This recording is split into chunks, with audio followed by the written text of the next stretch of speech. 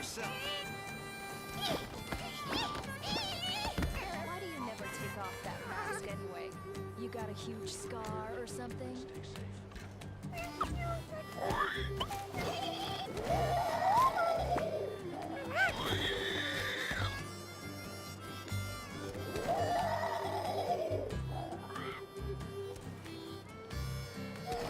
If you're so tough, why don't you take off my mask and see for yourself?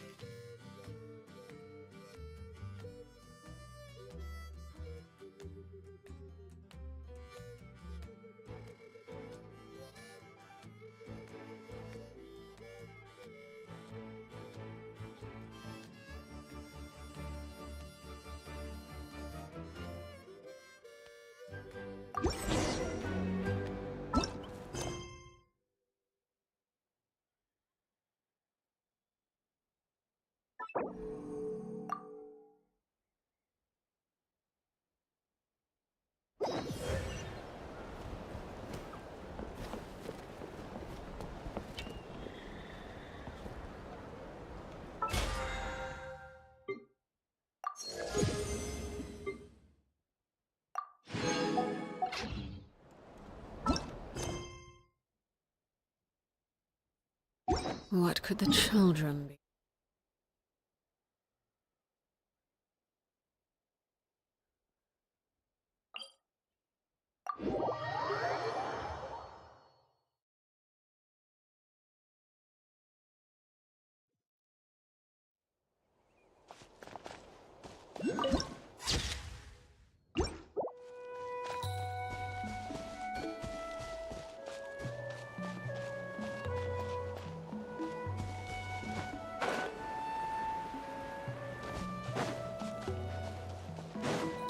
Oh, check it out! The graffiti on the wall is glowing!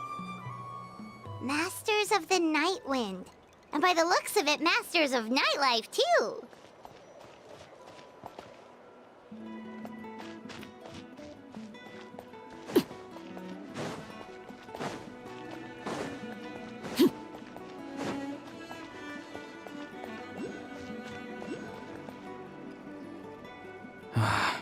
Once the traveler shows up, everything will get better.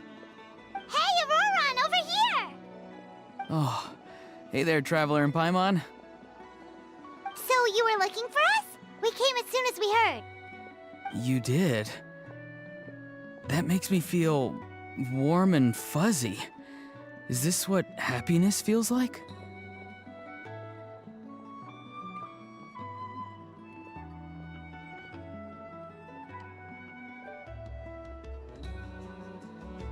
The heck? Where is this coming from? You are truly the best friends I could ask for. If my vegetables met you, I'm sure they'd grow all the more lush for it. What makes you say that? Well, it's a compliment. I heard that complimenting people makes them happy. Did it work? Are you happy? It's that obvious, huh? Well, you're right. I feel like an aphid who can't find a flower. Granny is standing in my way. Yes, Granny's a genius, as you know. Geniuses often stand in the way of others, leading them to despair. And on top of that, I'm her grandson, which means I get a double dose of despair. If that sounds serious, it's because it is. So please, help me deal with her. Oh, what happened exactly? You make it sound so dramatic. I had to get you involved. Most people can't deal with Granny and... Exactly. You were the first person I thought of other Granny. Granny is what I called you when we first met, and I know I got told off for it, but please, let me off for calling you that one more time. It feels like there's something unique about you. Even Granny Seatlali treats you like you're someone special. And everything that's happened since we met suggests it's true. If I had a woven scroll that listed the 40 people who can deal with Granny Seatlali, your name would be at the top of that list. Wait, so who Who are these other 39? Also the Traveler.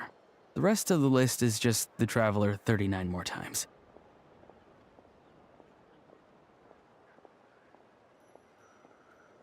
Great. So you're gonna help me, right, Granny? I can't stress how important this is. Although it looks like I'm just hanging around with nothing to do, inside, I'm distraught about the path ahead. Granny Seat Lolly is blocking my way and I can't get past. But now that you're here, I can start moving again, before time runs out. You know how much Granny loves to drink, nap, and read light novels, right? If you offer her what she wants, I'm sure you can lure her away. You mean use those things as bait to distract her so she won't notice what you're up to? That's right. Don't worry, I won't make you do all the work. I've planned it all out, including what you need to say. All you need to do is walk up to her and tell her this. Dear Granny, I have the latest volume of Mirage Warriors here, along with the special edition spin-off of the case files of Miss Orith. Want to read them together? She'll pretend not to be interested for a few seconds, then think of an excuse to say yes. As long as you're the one doing the fishing, she'll definitely take the bait.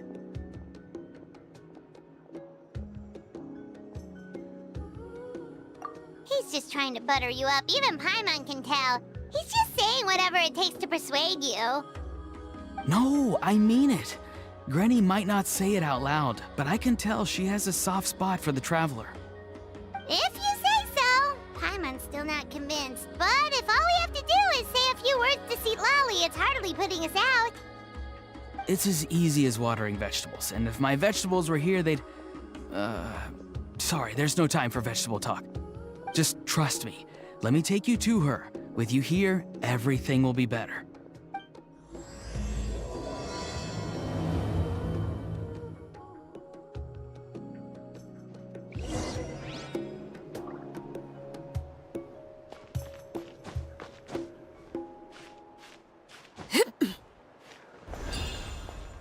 This is where you fall.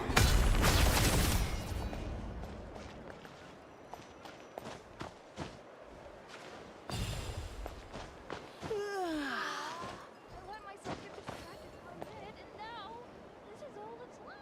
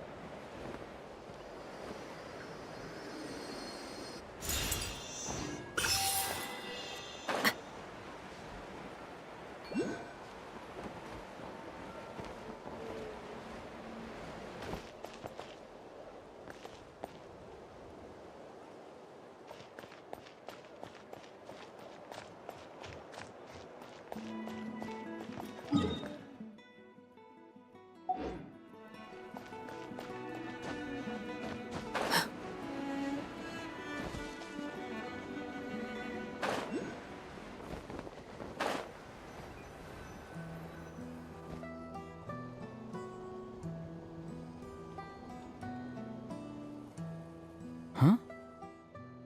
What's the matter? It's Granny. She's gone.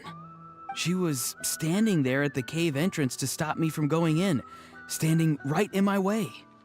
Oh, you meant literally standing in your way. This whole time, Paimon thought you were being metaphorical. Granny says it's tacky when light novels use contrived metaphors. I don't want to be tacky. Wait, but aren't you comparing yourself to a light novel? Isn't that kind of contrived? What? Oh, darn it. Yeah, see, Lolly probably figured there was no point standing in your way anymore. Auroron, whatever it is you so desperately need to do, you're now free to do it. I don't think it'll be that simple. Granny wouldn't release me from her grasp so easily. She might have laid a trap for me, or maybe when I get inside, I'll get caught by one of her surveillance spells.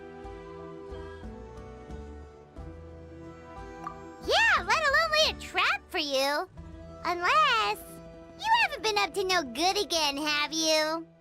I just want to rescue someone, and Granny won't let me. Rescue someone? Oh no, what happened? Could I ask you to go inside and take a look at him? I think he should be safe for now, but he'll be at greater and greater risk as time goes by. But then, what are you going to do? I'll have to wait outside, or I might fall into one of Granny's traps. You mean you want us to fall into her traps instead? No, you'll be fine. Granny's traps will recognize it's the Traveler, so they'll leave you alone. Sure it is. I mean, I've told my aphids all about your heroic deeds, so I assume Granny's told her traps too. You can't just assume that. Either way, I'm counting on you, Granny. Well, sounds like someone's life is at stake, so we should probably head in and check things out.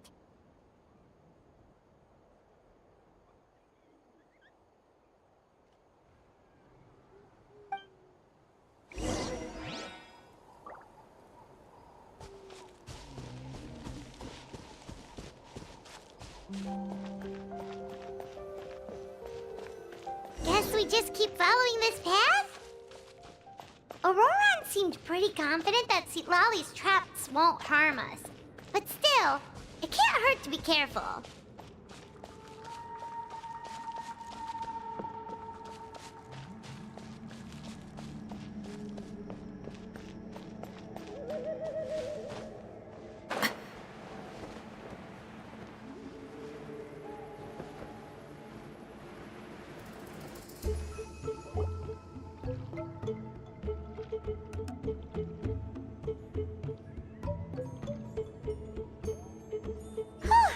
We made it in without a hitch. Maybe St. Lolly's traps can recognize us after all. Wait, look! There's someone there! Hi! Are you okay? Can you hear us? Is he asleep? Or sick? Do you think this is the guy Auroran was talking about? Also, what the heck's been going on here? Lots of strange and mysterious stuff around. Could be. Let's get Auroran in here. He'll know what this is all about. Sorry, Granny. All grown up now, are we? I'm truly sorry. Now that you're one of the 6 heroes, you think you can do as you please, do you? Well, explain yourself, you dummy! How exactly were you thinking of helping that spirit duffer? Auroran! And, hey, St. Lolly. Huh? Huh? When did you guys... Oh, drat. I wasn't expecting them. And now the Traveler probably caught me yelling at Auroran.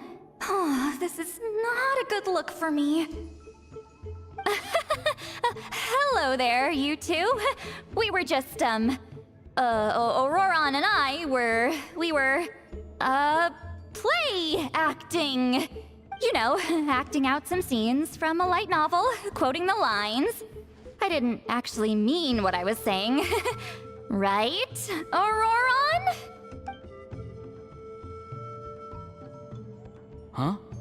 Huh? Yes, that's right. I owe you an apology too, Traveler. I asked you for help, but I forgot to watch my back and Granny caught me. And now we're play acting.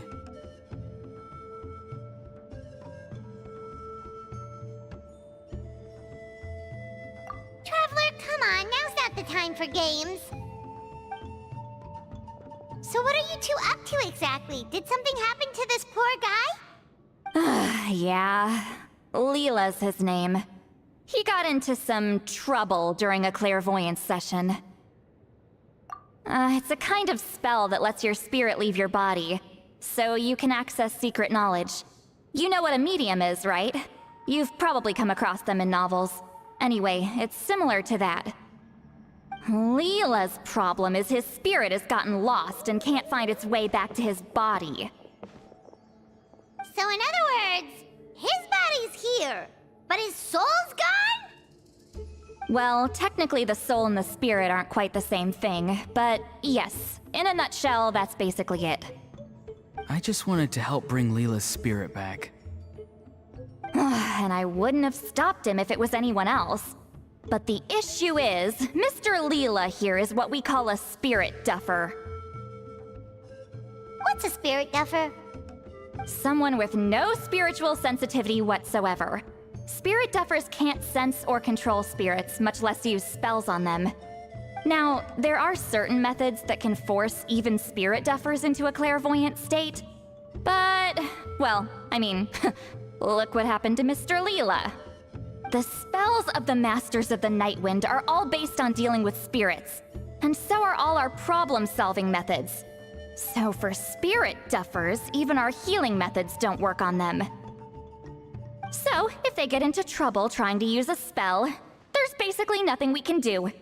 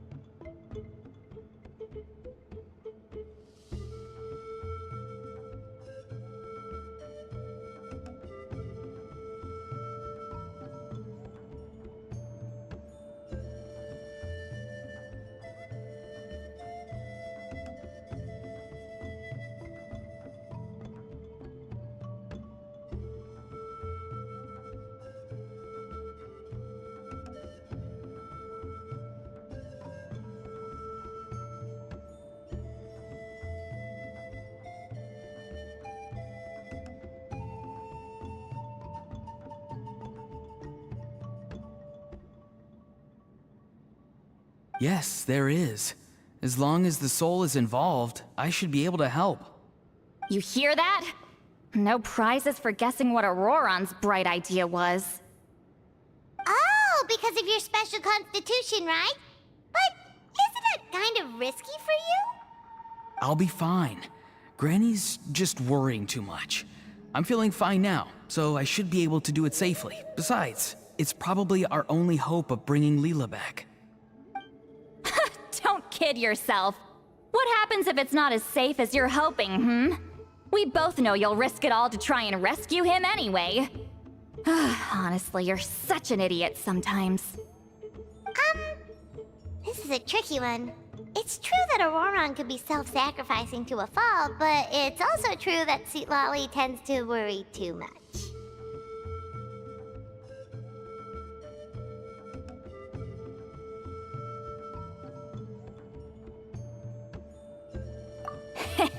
You're darn right Granny Eatsley's got a plan. Why else do you think I'd be here? Huh? You do? Wait, really? You actually know a way to save him? Yes. I mean, it's a crude solution. But that's beside the point. The point being, don't interfere when Granny's already got things under control. Anyway, Traveler, I was actually going to ask for your help on this. My plan will take quite a lot of work, and it's a little too much for one person. Oh, great! Well, it's a good thing Auroron brought us here then. I intend to use a two-pronged approach. The first is the crude method. Basically, it's looking for a needle in a haystack. See the thing I've drawn around Leela's body? That's a gateway to the Night Kingdom. Once the gateway is activated, all roaming spirits in the area will be drawn to it. If we're lucky, we'll find the one that belongs to Leela. I'll lend you some of my power like last time, so you can use my clairvoyance. It only works if you use this projection sensor first, though, so don't forget that step. Don't worry, this time nothing can go wrong. You'll just feel like you're in the Night Kingdom, and you'll see a lot of roaming spirits around you. All you need to do is gather them up. You can leave Auroron to sift through them and find Leela. Since he wants to help so bad, he can take the hardest job. Draw him back, using what I know about the instincts of spirits. As we all know, clairvoyance is usually conducted with the goal of unraveling mysteries. If we can find out what mystery Leela wanted to learn the truth of, we can use that to draw his lost spirit back here. I'll do some clairvoyance of my own, and channel it through Leela's body. That should give me some idea of what he was thinking. Oh, Paimon thinks she gets it now. The first approach is like fishing with a net, and the second is like fishing with bait. Just like how Aurora wanted us to lure you away with the promise of light novels. Your point would have been just as clear without the example, Paimon. What? Don't think I won't revisit this later.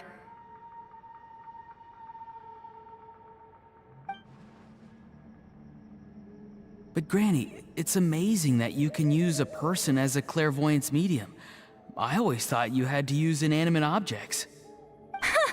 You can't flatter your way out of this one. But you're not wrong. A person without a spirit is just a physical shell, which for our purposes makes them an inanimate object. Traveler, just over there is my spirit loom, which will record the fragments I see during clairvoyance. Once I begin, please arrange them on a woven scroll for me. Let me know when you're ready. We should get to work.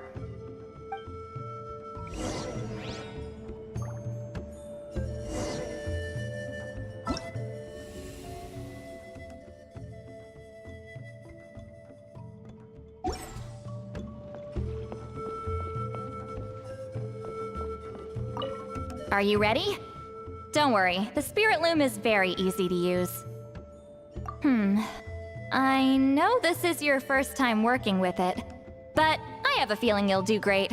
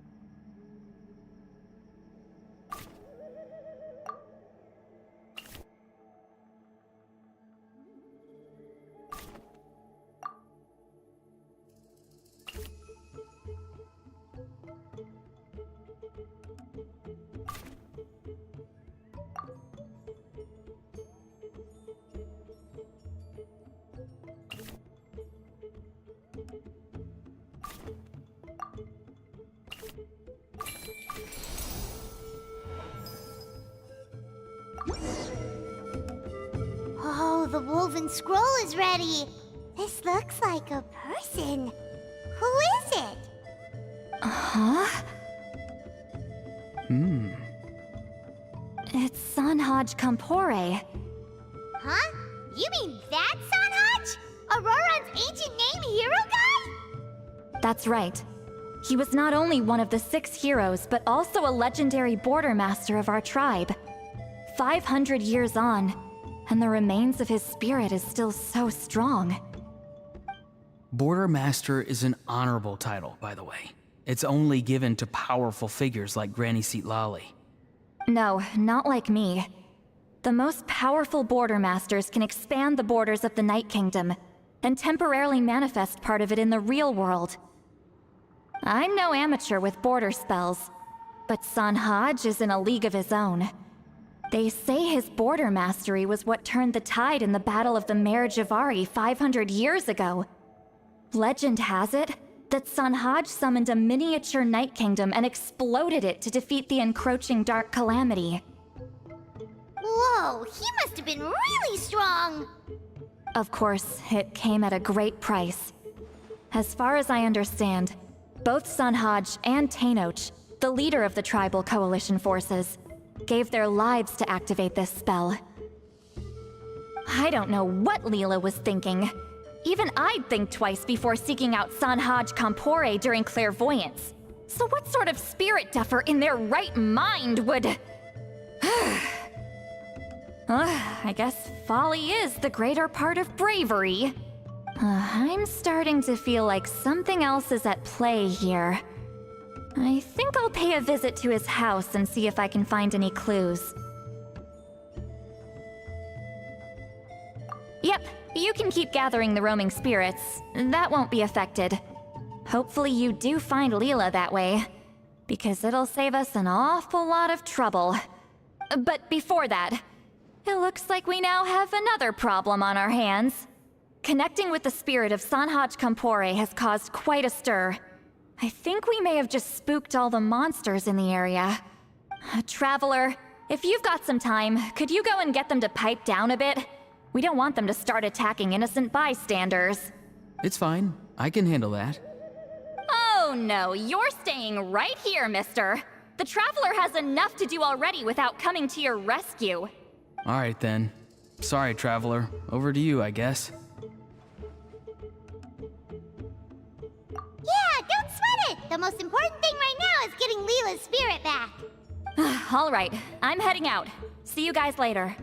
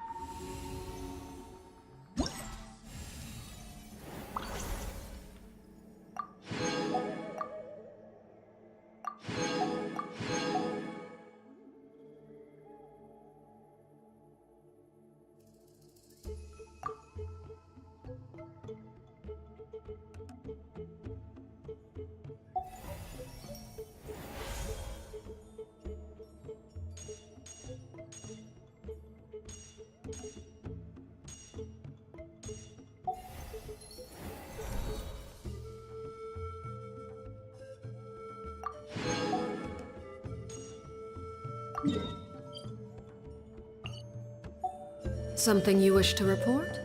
Go on. You have my undivided...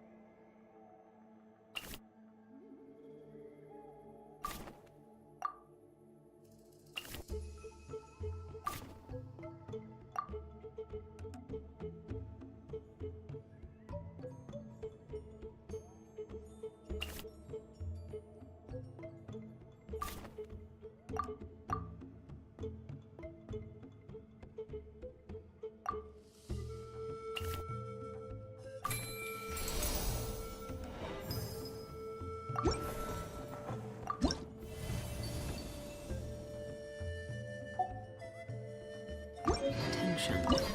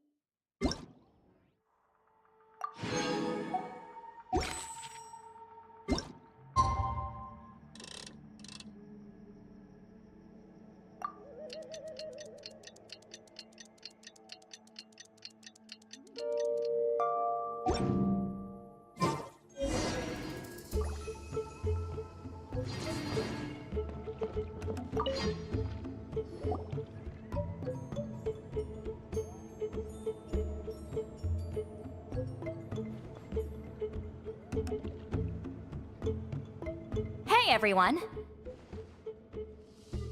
Ah, Granny. You're back. So, no good news for me then? You saw right through me. The Traveler collected a lot of spirits, and I checked all of them one by one. None of them matches Leela's description. I figured. It was written all over your face. It's alright. I didn't exactly have high hopes for the needle in a haystack approach anyway.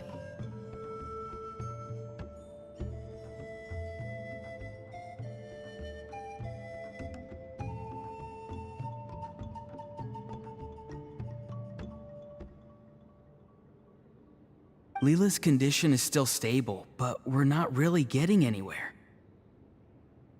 Well, luckily, I made some progress on my end. Leela's parents told me that he made a new friend recently, and apparently he's been out of the house for days at a time. On one occasion, they secretly followed him and saw him and his friend tinkering around with something at a camp. Yeah, some guy who goes by the name Kokuchu, dressed in what looked like Inazuman attire.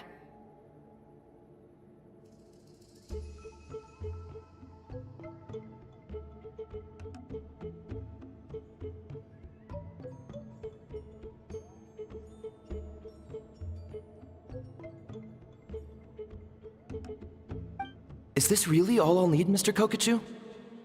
Based on my studies of the ancient texts, hypersensitivity is usually treated with desensitization therapy. So, I figure there's no reason it shouldn't work in reverse. Now, for a poor chap like yourself with no sensitivity to spirits whatsoever, you'll have to completely immerse yourself in spiritually rich substances for this to be effective. I'm electing to name this approach hypersensitization therapy.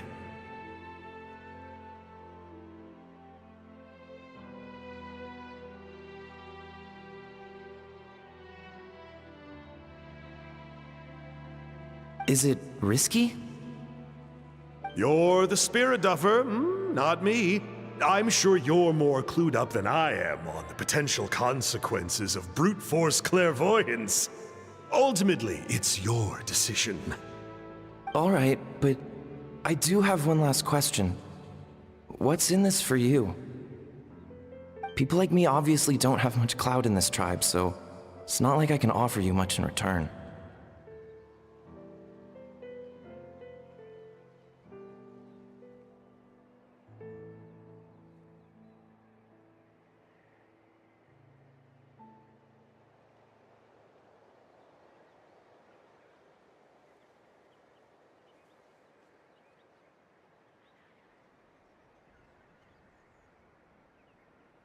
You think I'm looking for a reward? Oh, my good sir, take a look at my face. Isn't the answer written here clear as day? What? What's written there? Just a friendly guy who's happy to help. What? So some random guy from Inazuma just felt like helping Leela cure his spirit deaferness? Hypersensitization therapy, huh? What a novel idea. Could that really work? Not on Leela by the looks of things. It's anything but novel. Our tribe used to offer it as a treatment once upon a time. But it was so fraught with risks and had such an abysmal success rate that it was eventually outlawed. As for this Kokchu fellow, I'm sure he has his own agenda. He conveniently disappeared right after Leela got into this mess. Leela's parents gave me the address of the camp, so I went and checked it out. There were clear traces of spiritual energy.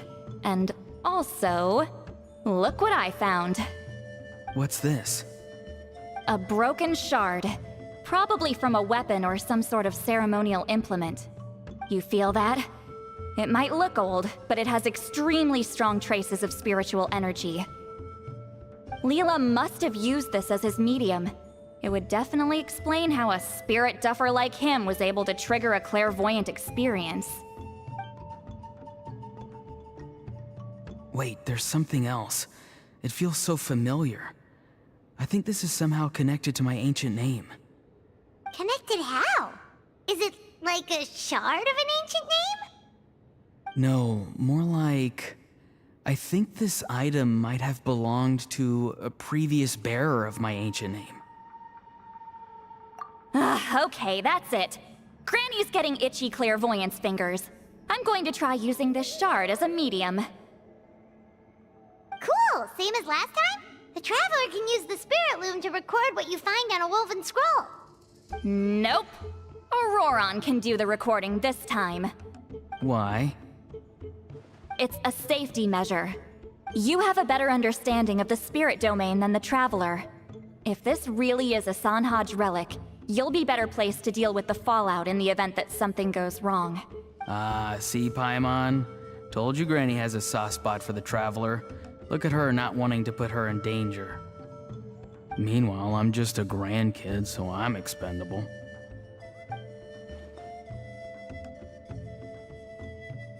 Hey, what are you blabbing on about?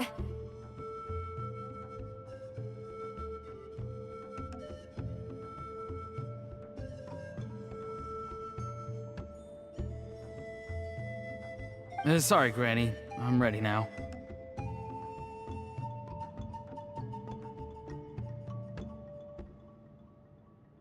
Then let us begin.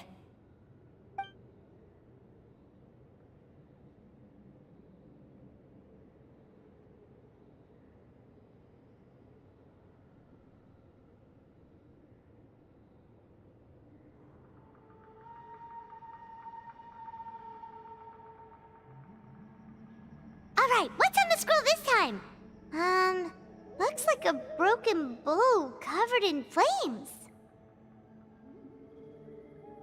Hey, don't you think one of the pieces looks just like this shard? You're right! It seems to be from the body of the bow. I saw a bow just like this in one of Granny's scrolls. Yes, it's the weapon Sanhaj used in the Battle of the Mare Javari. I guess that proves it. This shard is a bona fide Sanhaj relic. Good old Sanhaj. The relic's spiritual energy was fluctuating very strongly, but I wasn't in any danger at all. The Traveler probably would have been fine as well. Now that's a true hero, huh? Generations later and the stuff he used to own is helping to treat spirit duffers. I still think there's more to this story, though. Kokochu must have had his own motives beyond just treating Leela's condition. Well, okay, we saw the full bow just now, right? Maybe he wanted to see it too, so he could track down the other pieces. I don't know if he'd have anything to gain by doing that. Even if they're Sanhaj relics, I still doubt he'd have much use for a broken bow. Also, why use a spirit duffer in that case? You're basically setting yourself up for failure. Huh? Leela's body is responding! Let me take a look. I can sense a spirit being drawn to the relic. Looks like Granny's plan is working. Leela's spirit is being drawn to the bait. In that case, let me try again. This time using both Leela's body and the shard as mediums. You can do it, Granny. I'm ready to go too. You got the itch too, huh? Plus, Auroran went last time. It's only fair to take it in turns. Fine by me. We know it's safe now, so you shouldn't have any problems.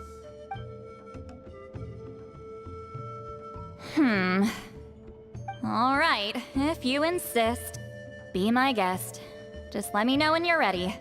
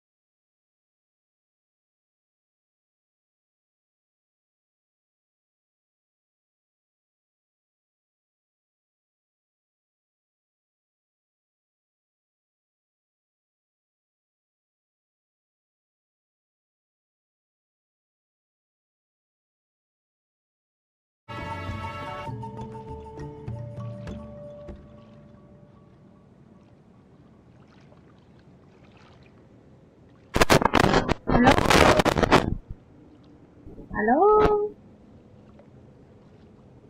Hey, I was talking all this time. Wait, what? Was it quiet the entire screen? Before? I thought I turned on them.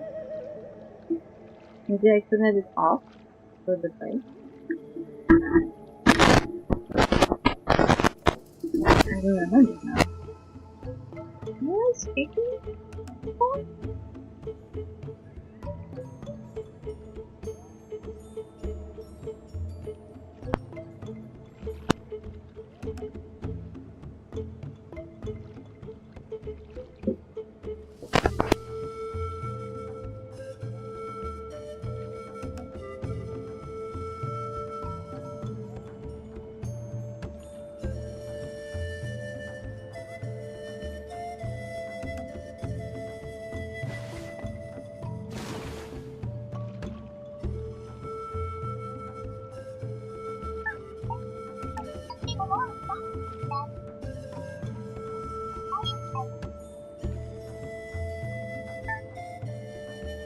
Looks like I was muted for the entirety of What the could the previous. children be up to? Never mind.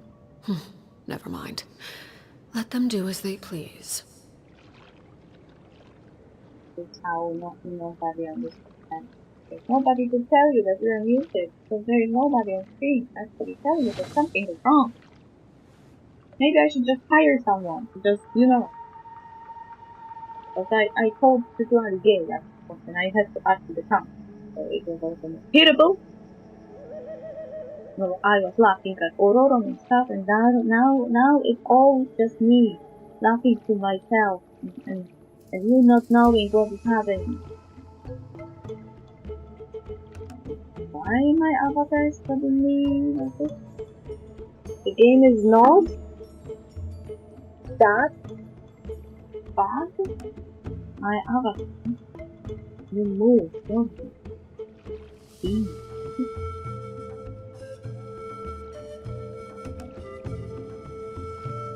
Good I found out after the break. You didn't lose anything important.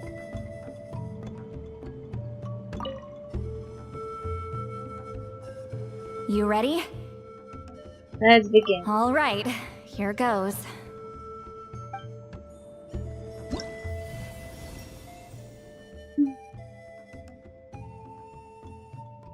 We are getting exciting.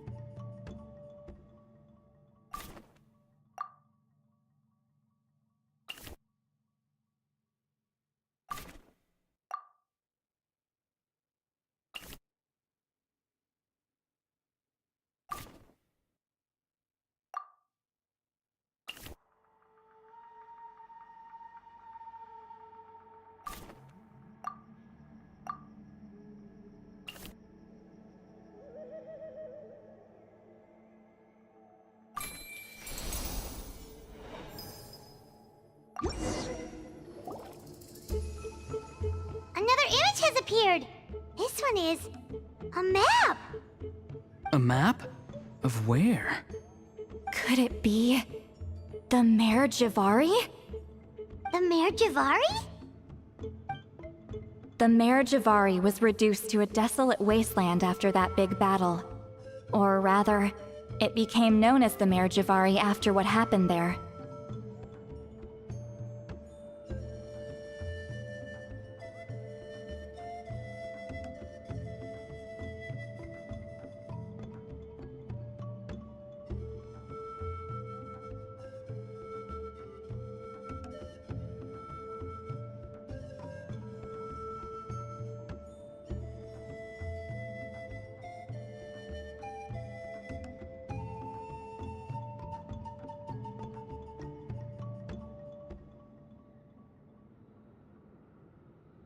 The ashes of the monsters and warriors who fought there covered the entire battlefield.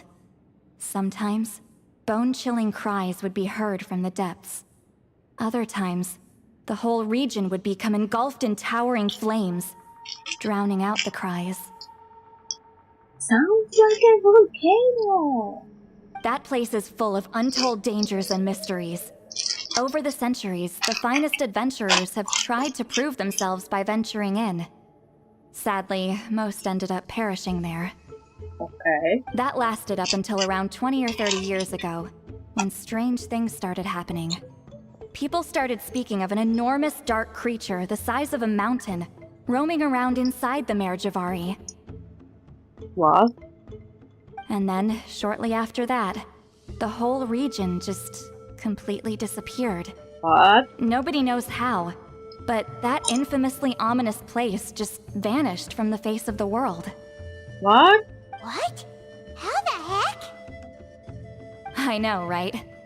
Anyway, if I'm not mistaken, the place indicated on this map is where it used to be before it disappeared. Okay. And where is that? At the westernmost part of Natlan. It's a very remote location, far away from any of the tribes.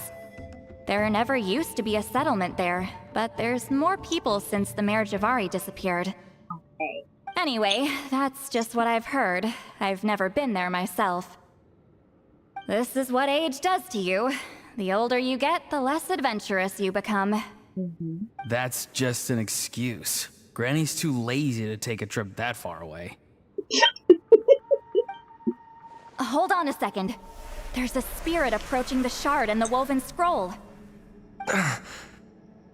Oh, Leela's body is responding again! Quite a strong reaction this time. Does this mean what he was really seeking was the Mare Javari's location? I sense it too. There's a soul nearby. Almost a complete one.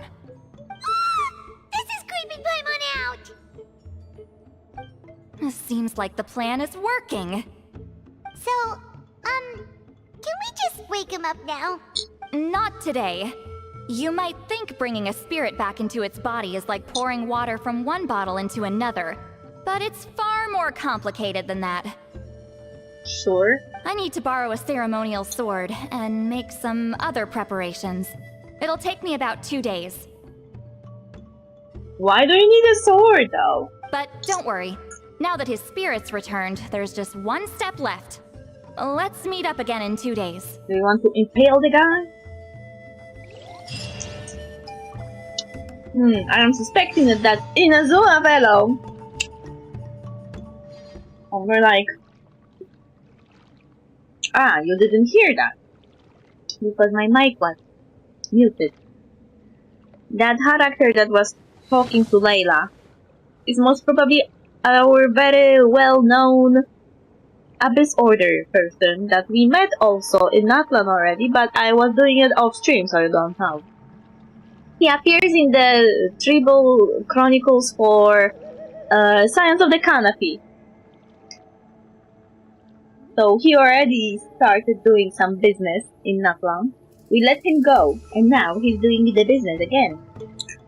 Maybe I should have beat his ass last time.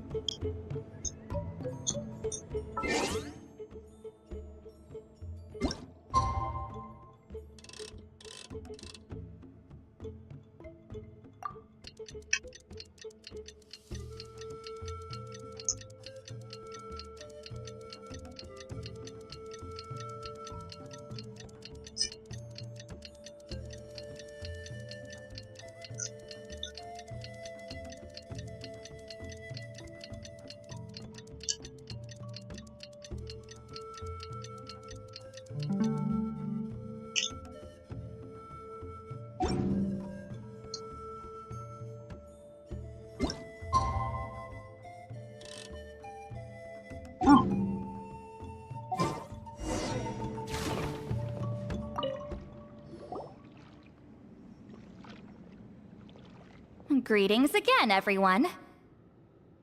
See, Lolly, you're here! I got the ceremonial sword from the chief. It has a certain power that's needed in situations like this.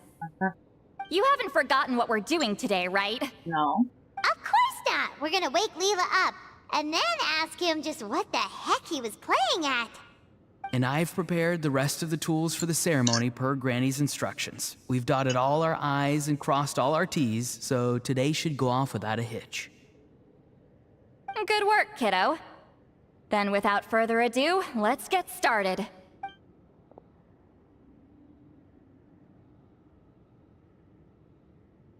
I give offerings from the mystic smoke, the gift of stars on a moonless night, a wreath of dreams in the swirling wind.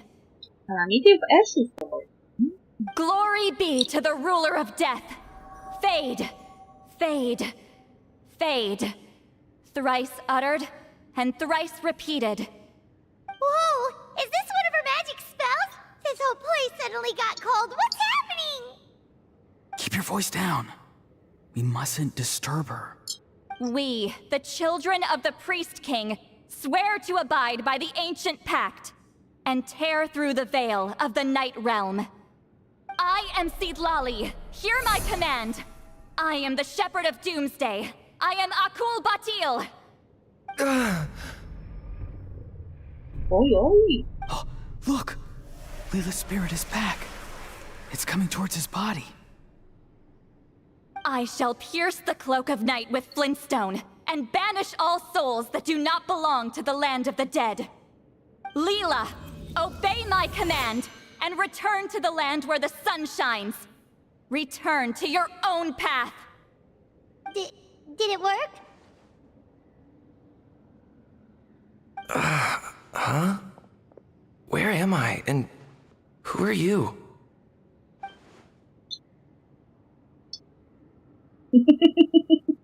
Whoa! Granny Eatsley, I mean, High Priestess Lolly, please have mercy. Oh, guilty conscience, huh? So, you know full well what you've done. Do you have any idea how close you were to never making it back? Or maybe you thought life would be more fun as an inanimate object. I'm sorry, I messed up, and I'll face the consequences. Oh, you sure about that? Then say goodbye to your parents. Tell them this. Goodbye, Mom and Dad. I've realized I enjoy life as an empty shell so much that I've decided to get Granny Eatsley to turn me into a stone statue, so I can stand guard over her house for the next 100 years. No, please. Please don't. I'm begging you. I'll never do this again, I promise. Thank you, High Priestess Lolly. Thank you for rescuing me.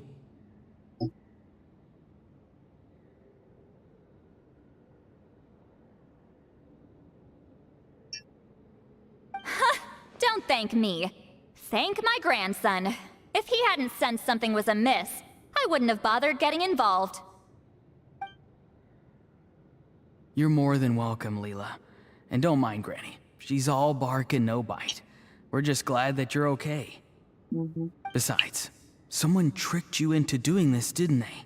That Kokchu guy. He's the real culprit here. No, Mr. Kokuchu had nothing to do with it. It was all my doing. Mr. Kokucho isn't Kokucho. Mr. Kokucho is a liar.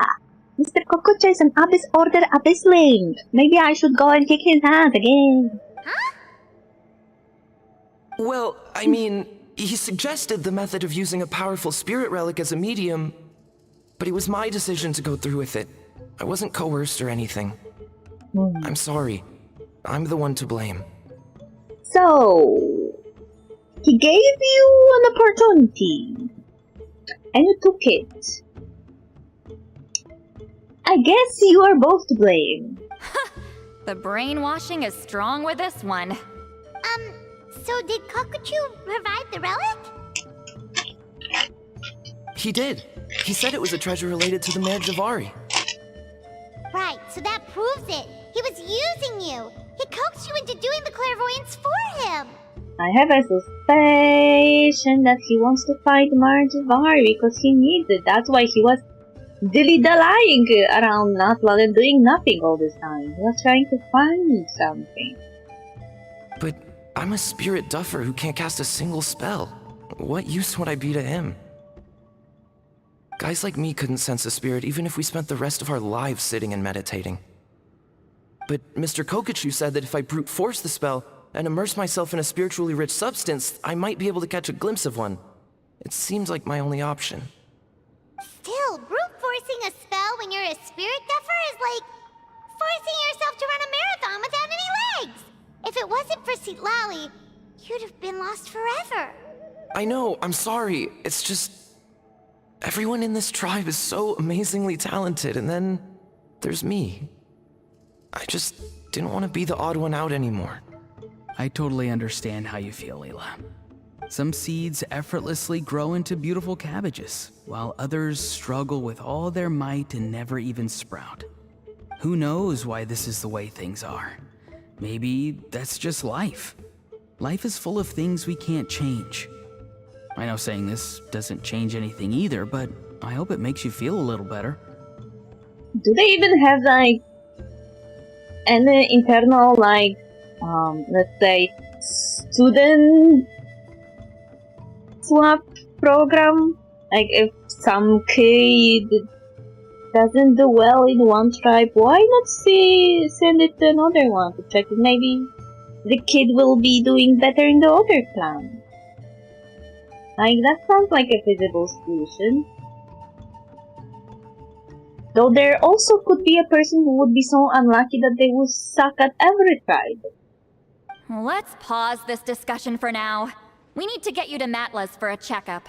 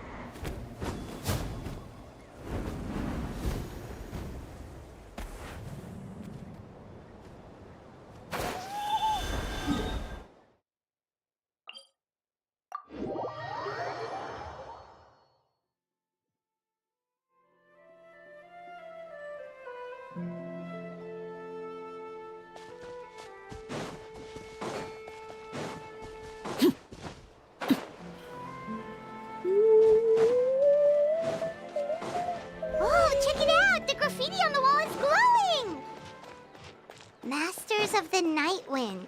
And by the looks of it, Masters of Nightlife, too. You said that again. Hi.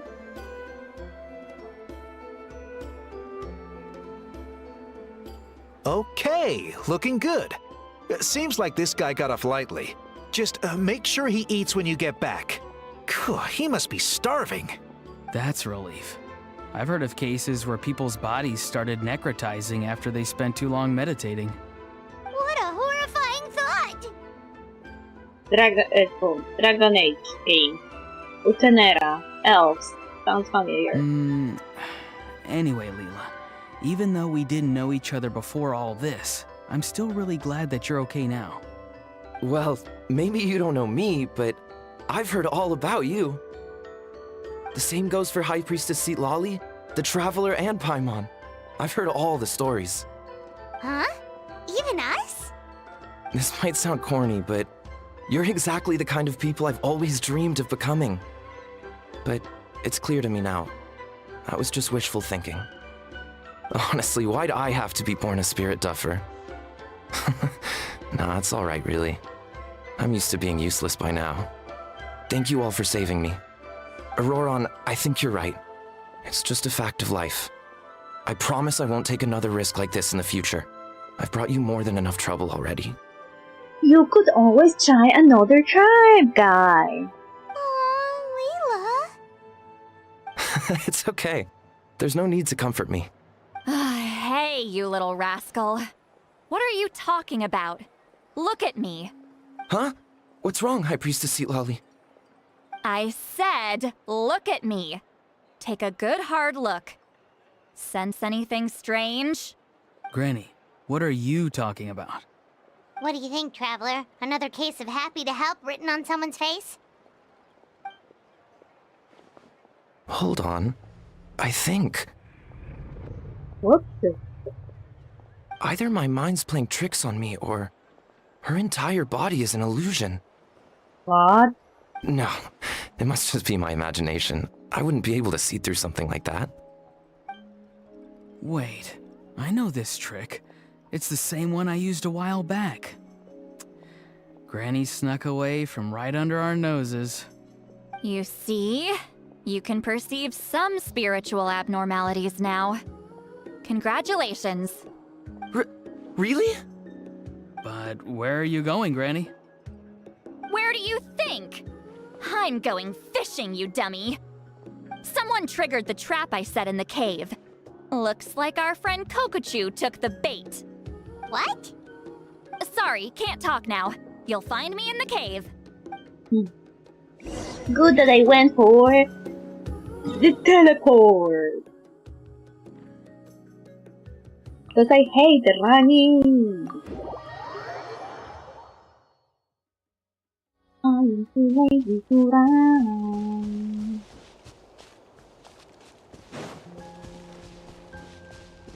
This is pretty fast.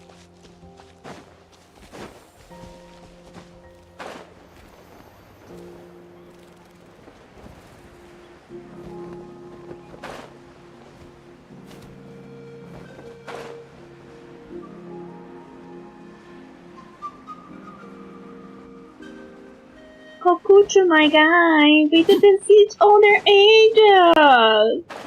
What do you have now to say to my face? Oh, he's not here. There's only a soul. Huh? I don't believe it. He got away. Oh, this is terrible. Why'd I have to go and act so cocky about it? I'm gonna look like such a fool. This Kokochu must be a real escape artist or something. But I can't tell them that. I'll have to think of something else. Say, Lolly, did you get him? Given that she's the only person here, I'm guessing no. I thought I'd let him go for now.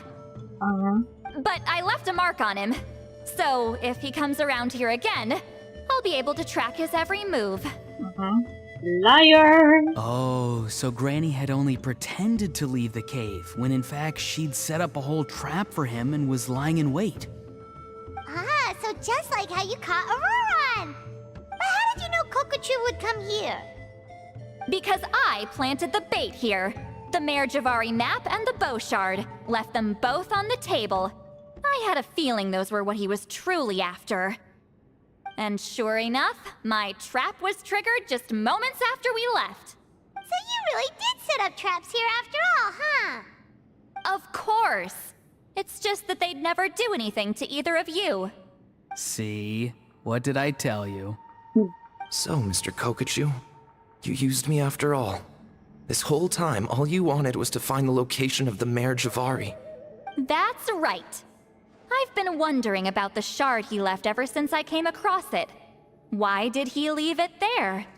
The moment I confirmed the Mare Javari's location, that's when I realized it was bait.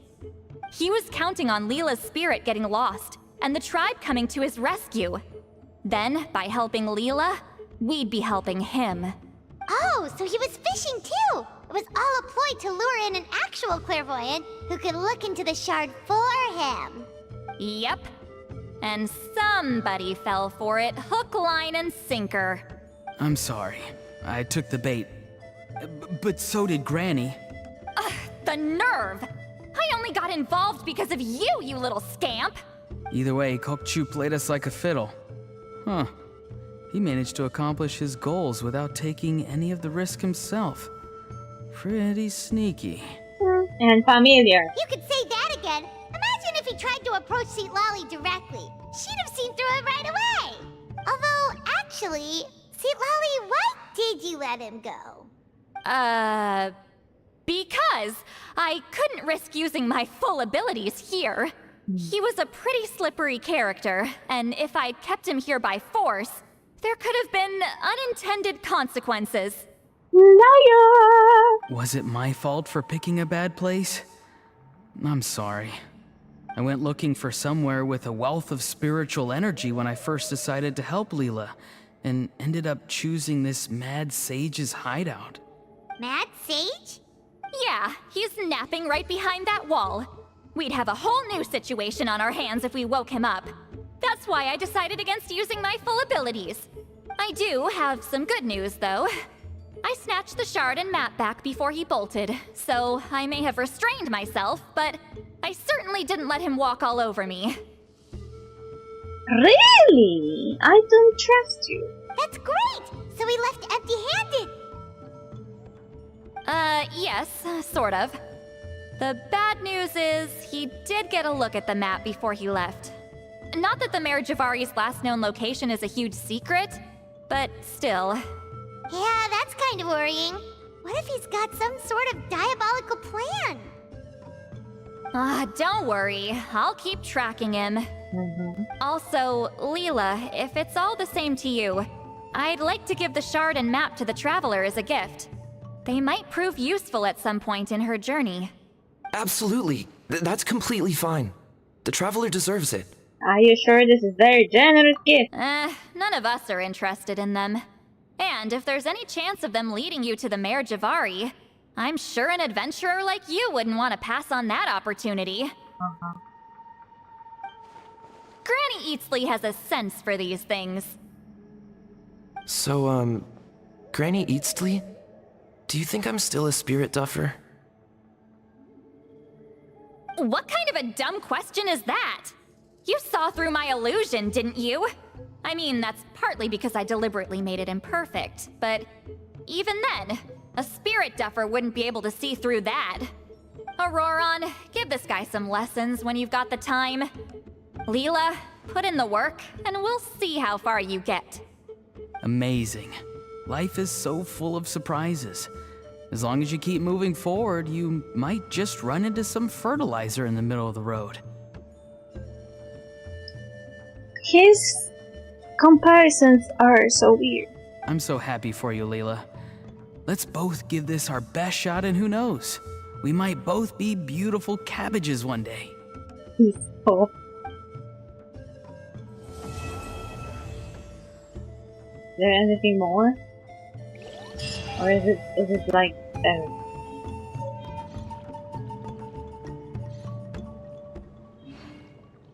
Don't tell me this is an everything. This is such a bummer.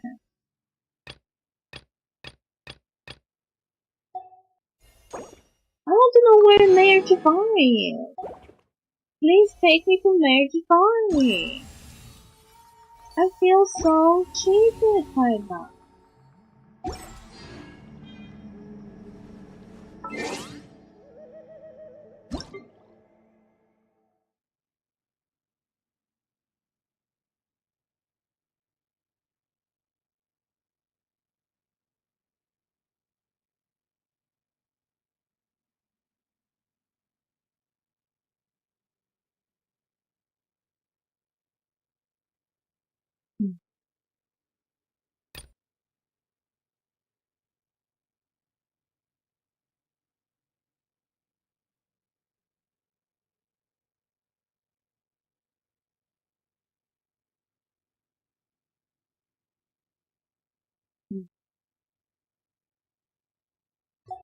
This is so unfair.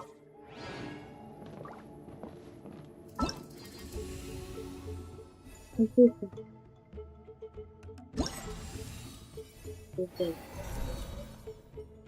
all. Also,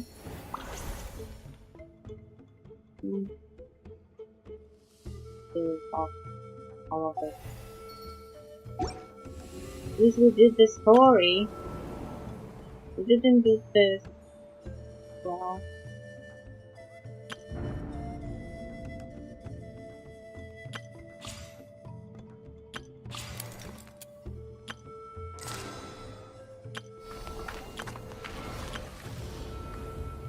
No.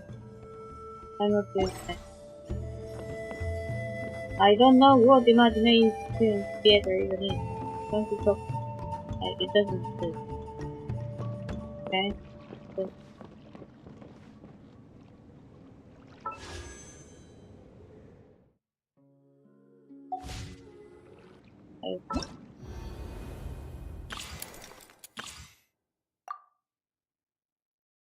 she's so weird. I was using the flower feather clan from school. She was such weird mechanics. Climb on a gun? What? What the fuck? And then there is a hunk of fire.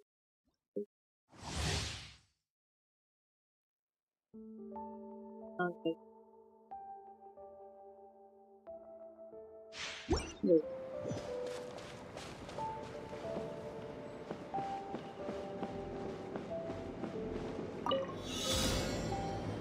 See? What? This is her gun. And she's just flying from the fucking gun.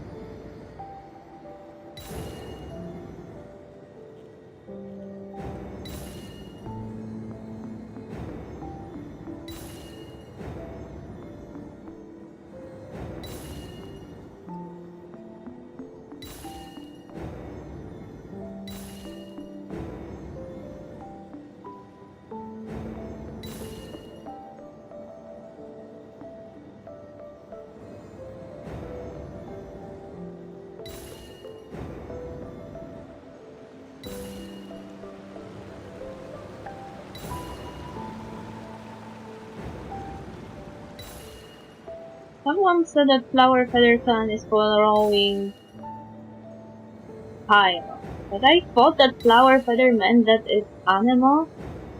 Like, isn't the signature character of the clan supposed to represent the element they're following?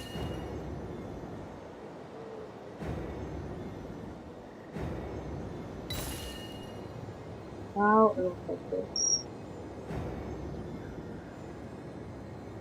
Scared of fire?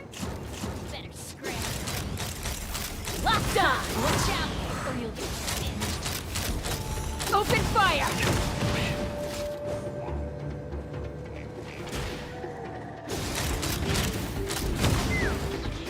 Fly! Hold on to your hats. Let's go! That's all I've got. You're pretty good. Open fire! Knock him down. Can't handle your drink, huh? As you wish, main Fräulein. Ha! You're toast! Take me up!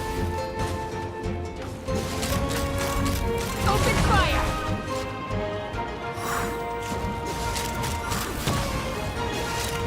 Locked on!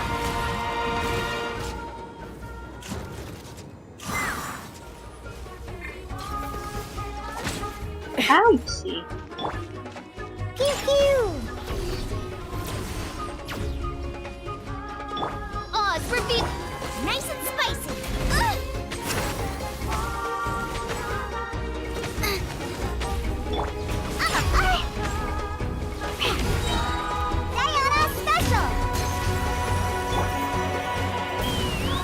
Hold on to your hats. Open fire!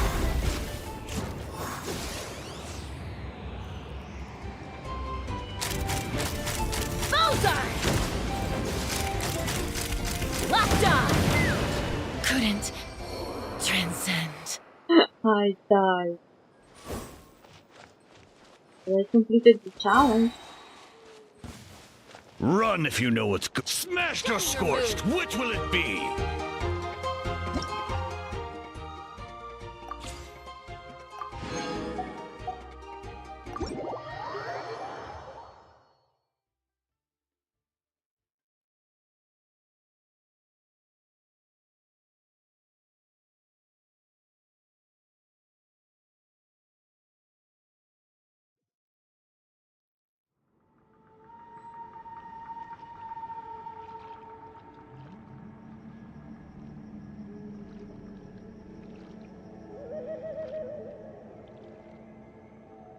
Maybe I should just start doing the world quest that I still didn't do. That world quest, I started it during the stream. It's the one with Cutie. But I don't know how long it is. Because that quest line is a bit long. Where is the... Hello? Where is the stadium? Ah, here.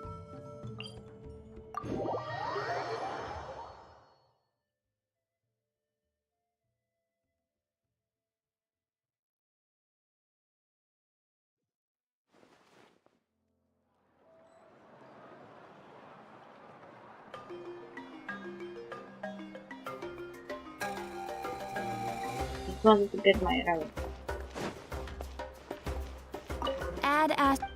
No, no, Thank you for no, no, no, no, no, no, no, no. Add Astra.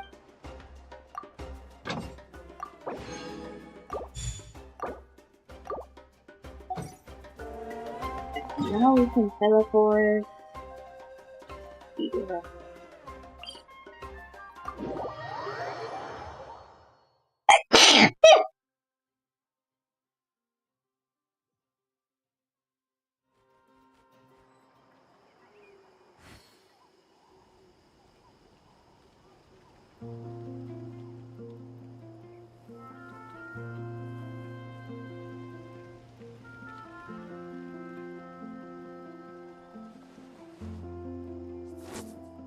Okay. When I was doing one of the protocols, I was told that there is a special slide down here, and I noticed that this is where the world quest is here. What's this?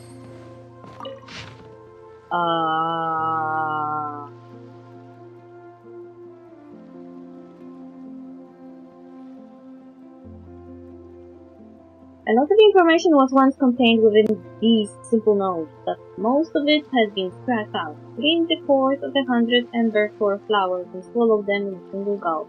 Didn't work, just hurt my teeth. It was so sweet, seriously. How did people in the past get the idea that it could? Never mind, let's try it some other way. Collect the molted shells of the claws that fall from ictomisaurs during their growth period as whelps. Grind them into powder and apply it to your body. If that would work, I would be an Archon. That just dead skin is tried it anyway. Didn't work. I've expected powder left a weird smell that took forever to wash off too. Come on, ancestors, can't you come true for me at least once? Immerse yourself in the people of the springs, hot springs once every 10 nights. Do this 10 times, and all your wounds shall be healed. Well, I have heard that their hot springs are phlogiston rich, so it could work. And if you look closely at this woven scroll, it once belonged to the people of the springs anyway. Did I just fall for a fake ad of theirs? Well, at least only my wallet was hurt in the end. The most ancient tale, also the legend told, this was how Shbalanka first and greatest learned the art of controlling flames. The state of the stolen flame, the islands floating in the sky. Well, looks like that's the only thing left to try. Whatever. Desperate times call for desperate measures, and I am here in the people of the Springland anyway. Might as well give it a shot.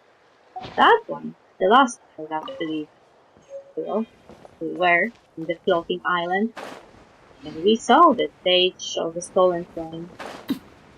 We met him, kind of.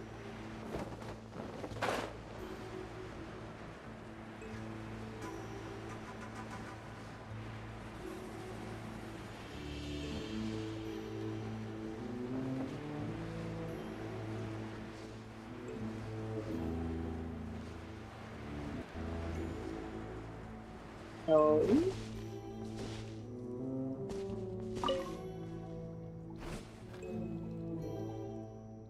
that big lung isn't going to start picking up, is it? There will be trouble if it does, but there's only one way through. Do I have to dig a path from on top to get around it? I'm not good at it. Why don't you just go right over? Not all mechanisms are the awakening sword. Well, aren't you bold, the last? Listen, good, alright, your youth means you have still got chances to make mistakes aplenty, but... Wait, where did you come from? Wow. Oh, Lumine, what did you do to her? That wasn't some sort of invisible attack, was it? I didn't do anything. This powered off the reptile to you when I'm Gusto. No, that was a joke. Gusto. What incarnation is that? You're a braggart and a half, aren't you, laugh? That was my back acting up. I've been stopping for a good long while, inching my way towards that big lump, and I stood up too fast. Surefire was to bring the pain, is what it is. Used to be that it would only flare up when I would turn my back at a specific angle, but these days one careless move leaves me in a world of course for a good long while. And just so you know, it's 10 o'clock now, Lumine, so don't make starting conversation from behind people a habit, alright? And what about you two? I mean your name. Did you just call me by my name? Paimon, this little Tatatara here is Cutie. I see. In that case, I guess I'll call yourself what? Are you gonna give us a fake name? Well, a person gotta be on their guard while on a walkout, don't they? And here I was going to give you my love rival's name. A young gun she is, and energetic too, and worst of all, she has got a healthy back. But forget it, that would be unfriendly competition. If you take my meaning, so have my real name instead, Chikia. Aren't you a cute little fella? You're calling my name, I know it. Anyway, you can call me Big Sis Chikia, not Ounce Chikia though. That one is for bid. Alright, Big Sis Chikia. Good, that's good. You've got a fine future ahead of you, lass. Anyway, what are you doing here, Big Sis Chikia? And isn't that the million more a question? What would the person be doing here and if not but ruin? What would your answer be to me, my lad? To rob others or be robbed? Waiting for someone to strike up a conversation with them. I'm sorry, what sort of environment did you grow up in? Either way, minus 10 points for getting it wrong. What I am doing is treasure hunting. Wow, treasure, there you go, Paimon, spare you the effort.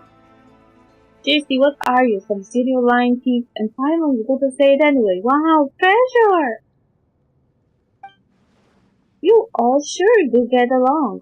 Who knows, if I hadn't spent so much time studying wooden scrolls that my bag gave out, I might have met some good friends myself. Either way, I'm on the hunt for an elixir that can cure all injuries. I discovered in a secret scroll. You want it? As everyone knows, if we Masters of the Nightwing have anything aplenty, woven artifacts recording stories of our past, we can split the elixir should we find it. But the true issue here is my back pain. Walking from the hot spring down at the people thereof was exhausting enough. So I need able help for the next leg of my search. Therapeutic brings my foot didn't work worth DD squat. I might look like this now, but I too was once a pretty lass who would ride leaping atomic towers on the regular. I see you're interested in that addiction, hmm? That curiosity will be the root of future success, you know? An addiction that can cure all illnesses, injuries. That sounds amazing. Let's go check it out then.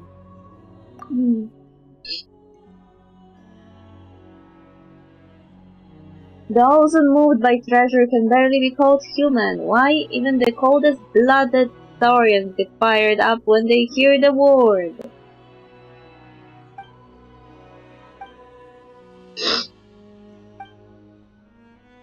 Right then, in that case, our first objective will be to get past this big lung after you, I think, you mean.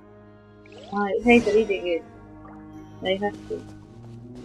But speaking to myself is therapeutic. Hi. Laid bare. My guiding stars, don't be scared. Let me weave you a verse. Huh? I'm going in!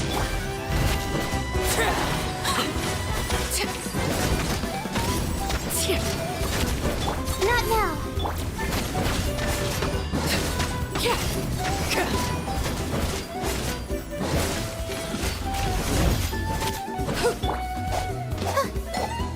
The night is cold.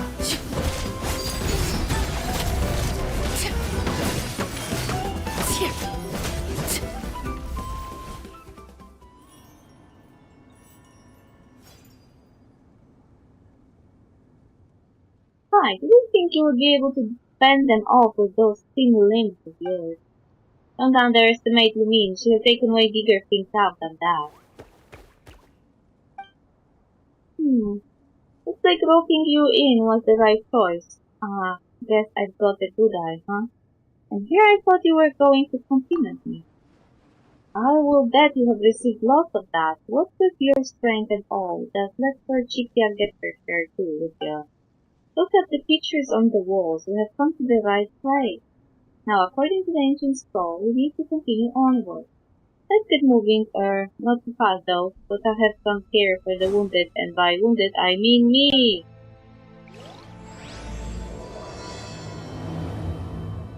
Tale of Dreams Look from 5.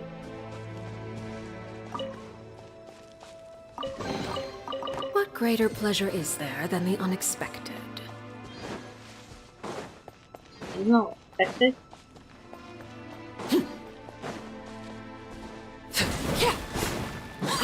Transfixed. Yeah. My guiding Rain outlines your.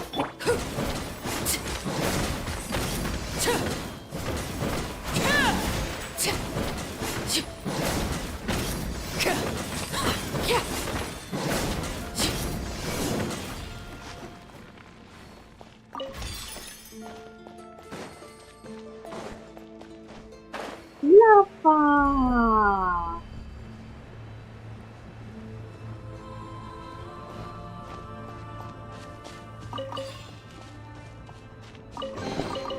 What greater pleasure is there than the unexpected?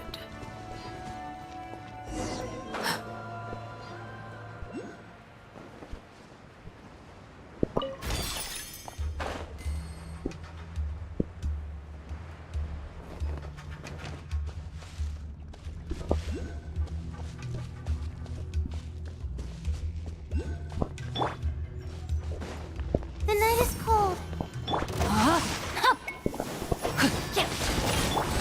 Overruled.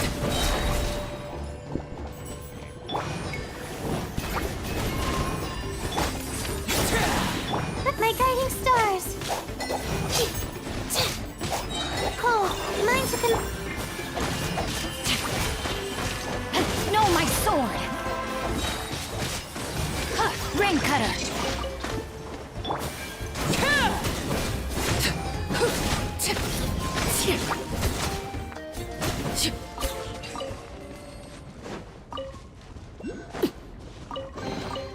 Ah, something with which to commemorate this occasion.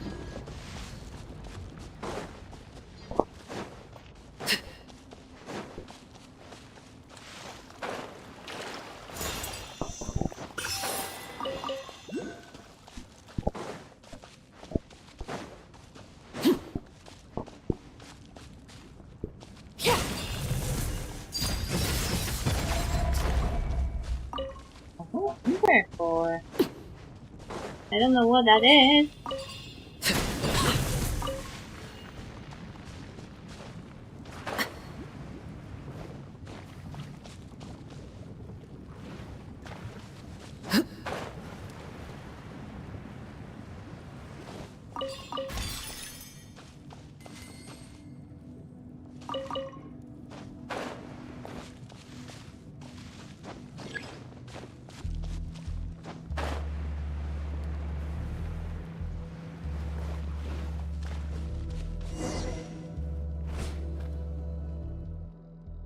But the door looks closed. Well, it had better be. I mean, an open door would mean that our path to the great treasure is long gone. You do have a point there, Pikia. To think that it was exactly as those woven scrolls and texts concerning them stated. What do you think? See that phlogiston engraving right there by the door? That's right, you're a quick one, little fella. Sharp-eyed, too. Researchers have said that Saurian visual acuity differs by species. Saurians are generally further sighted than humans are, though from this distance anyone from the tribe who isn't visually impaired or lady could spot this phlogiston engraving. So this shining thing is what we call a phlogiston engraving. Yeah, sorry, what engraving now? Oh, phlogiston engraving, that's right, totally. Her acting could use some work, although I'm not sure what sort of training could help you. Anyway, speaking of phlogiston, the origin of phlogiston engraving, narrowly speaking, comes from the days when Nazlan was ruled by a pyro dragon who caused humanity to exist only in primitive tribes. Aren't you still existing in primitive tribes, though? I wouldn't call you primitive, but that sounded a bit weird, being called by you. In those days, only the dragons could use phlogiston. So that way.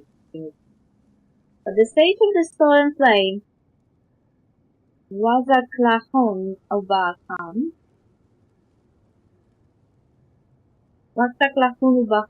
something like this, risked life and limb to steal the flaming seed of it from the great volcano. As such, humans began imitating the way dragons controlled the substance, creating a language by which humanity could exert that same control. This is the basis of modern Natlan's phlogiston research. The result of that are phlogiston engravings like the one you see before you right now. Magnificent, isn't it? It's still intact even after all these years, still visible to the naked eye.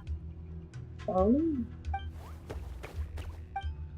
Alright, your turn, Lumin. Yeah, woo! Very impressive, Chikia. I know, right? And that's why I took up the phlogiston usage super job, designed by few in the tribe. The compliments are just sublime. Also, teaching children who start using phlogiston about the substance history is a very important job. So the phlogiston engraving here is, as I said before, phlogiston engraving is also a language. It looks like a mere pattern, but those well-versed in the art can understand the meaning either. And as a scholar on the subject, I should only need a day to analyze this pattern. Wait, you're gonna take a whole day? Yeah, what about it? Now, the pattern looks flat, sure, but every last hook and turn can redefine the meaning behind the phlogiston flow within. Well, that's very complicated. Yep, phlogiston engraving scholarship is most masterful field of study, so what you just read the meaning directly using phlogiston? What if you just read the meaning directly using phlogiston? Directly, well, you could certainly do that, but the meaning could, and I do mean could, contain some discrepancy. Right, you can use phlogiston, but you're an outlander, aren't you? Well, I could do it the moment I arrived in Latlan. Really, I never knew that could happen. How could that? I mean, what a rarity, quite expected of you, I suppose. Anyway, this is a good opportunity to try to sense the phlogiston for yourself. Your hand stops a short distance from the phlogiston engraving. You feel the warmth in your body and slowly follow the pattern along the wall. Then the meaning lights up to your mind like a dim star. If you wish to open this door, seek out an unveiling script. So what's recorded on this engraving? It reads as follows. That is indeed what it says. Answers of this sort are pretty easy to verify, and in any case, this is a pretty classic theme. There should be an unveiling script somewhere around here with which we can unlock this solution engraving. Where is it, though? Yes, a script with which to unveil this engraving. Wait, you understood me? He turned around. Is he trying to say that the script is behind us?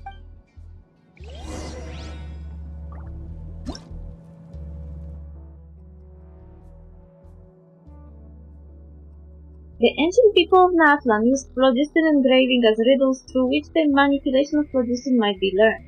Finding the correct answer or the unveiling script and fitting them to the engraving, which serves as the question, will allow all things to be illuminated. Find the script and use the Colossal Tower's Aquadash, or the People of the Spring Spring, to strip the script's power off.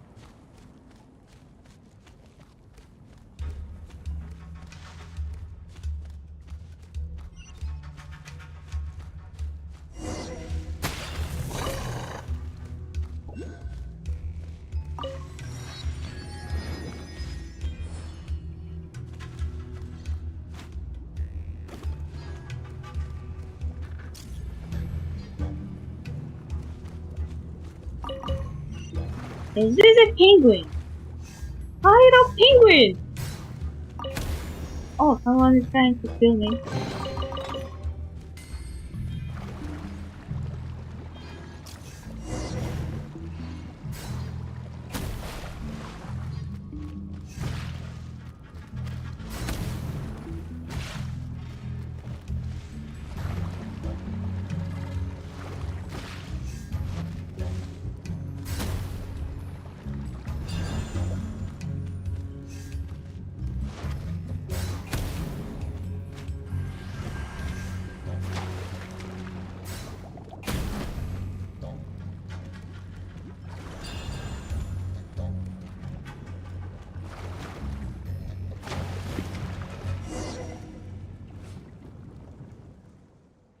Simon was just about to say that this place was getting hotter the deeper in we got, but she sure didn't expect this whole place to be filled with lava.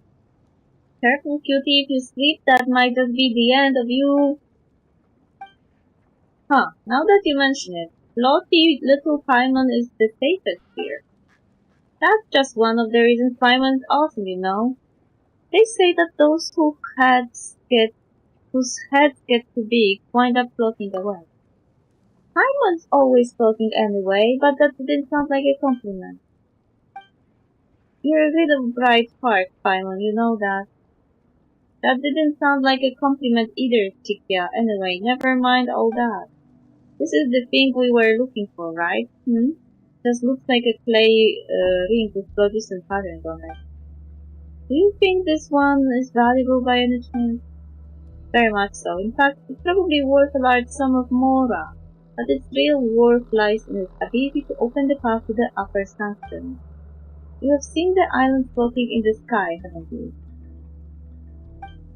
You mean the ones above the lake? That's right. We call those the upper sanctum, due to their inaccessibility by either humans or saurians. They say that the legendary elixir that heals all wounds can be found there, in fact. For people like us, who are constantly in conflict, that is a pure land of peace, a utopia created by the very first human to use resistance. And now it's time for a question, class. What was the name of that sage who in the past stole the flaming seed of resistance, Lucy? Very enthusiastic, but I don't think I heard you right. Alright, now then, your turn, lass. What's your answer?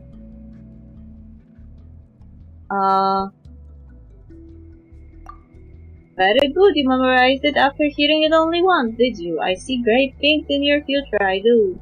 Anyway, we usually call him the Sage of the Stolen Flame, which is easier by far. Some also call him a madman or a lunatic, but I would call those compliments as well. He did do some very impressive things regardless, after all. He stole the flaming phlogiston seed from the giant dragon and created the upper sanctum using that power, before teaching it to everyone in the tribe. This is also the ancient scrolls say, where humans first began practicing good resistance. And this special spirit door is a sort of spell. Activating this door will grant you access to the spirit way that leads to the upper sanctum. I don't know what you're saying. Yes, that's where the treasure is. Legend has it that it is a gift given by the sage to those who pass the trial. Huh? So that's the story. What's the trial like then? Let me have a look. Nah, it's fine. I've seen the phlogiston engraving on the spirit door enough. Time to steer it into my memory. You wish to open this path, pick 3 unveiling scripts. That's right. Pretty much the same as before. We just need to find 3 scripts this time. I mean, drawing info directly from phlogiston is impressive, but I would personally put more stock in my graphic language comparisons. It seems like the spirit door already has an unveiling script embedded into it. See? A third of it has already been lit up. So we just need to find 2 more. Ah, my back is aching again. I will wait for you here while you find those unveiling scripts, alright? This place is very dangerous, so keep your eyes peeled, Rock.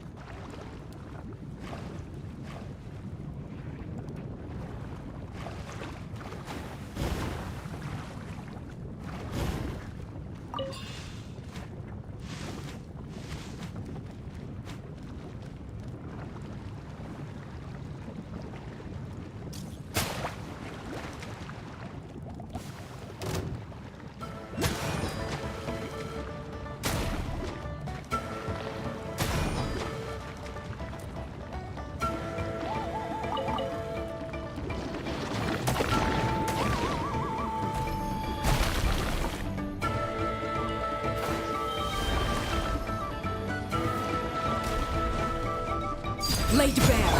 The night is cold. Everybody stand back! Don't be scared.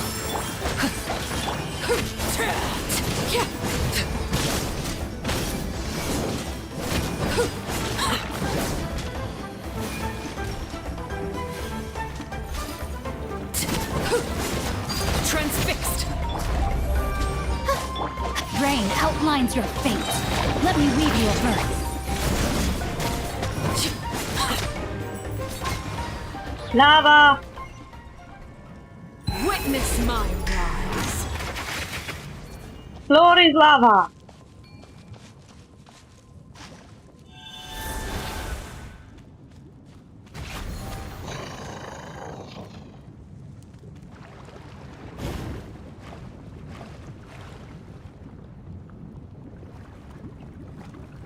What the hell is this?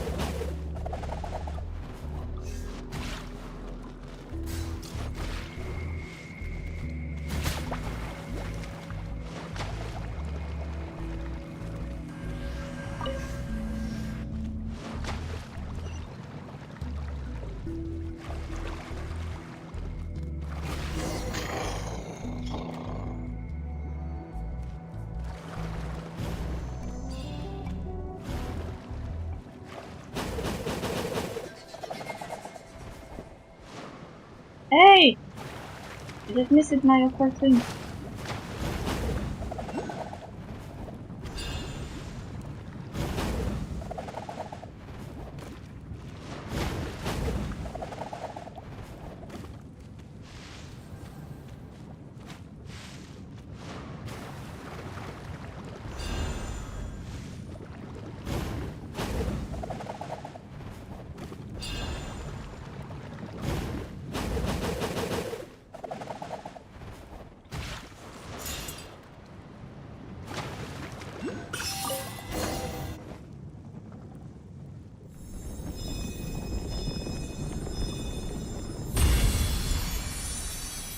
Spirit Well!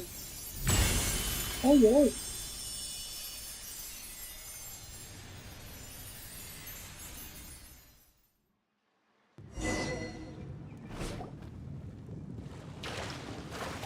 We want to keep in lava. So, is this how a spirit way looks when illuminated? The ancient wooden scrolls say that when the dim path lights up, it will be like a bonfire being roused once more into blaze. And they weren't exaggerating. Alright, you're back at blah. You alright over there, Paimon? Yeah, Paimon's fine. And you? Well, still not getting you there, but it seems you're uninjured too. And finally, Lumine, I knew you would be fine, lass. You have got a bright future ahead of you after all. Some concern would have been nice all the same. Ah, that would be unnecessary. The only thing you need is the trust of others, and you should be proud of that. Seriously though, this place is frighteningly full of liquid phlogiston. I was concerned for a moment there that you would not come back. Couldn't have returned on my own power with this bad back after all. If you had failed to return, I would have turned into jerky over here without ever having found that cure-all elixir. Ah! What's wrong, Chikia? What's with that sudden look? I just remembered that when studying up ancient scrolls previously, I did spot an account of our ancestors swimming in lava. At that time, I thought swimming in liquid phlogiston madness. Reckoned it was some wild storyteller yarn. I did. Well, now that you think about it, those were probably those who failed. That was a warning to those attempting the trial. It's hard to imagine why anyone would roll that, but yeah, just thinking about it gives me the heebie-jeebies. No wonder my friend gave me a faint look like one looking at some emotionally warped humanoid monster when I told that story at Stroke. We drifted apart thereafter. Nah, that was one of my only friends, you know.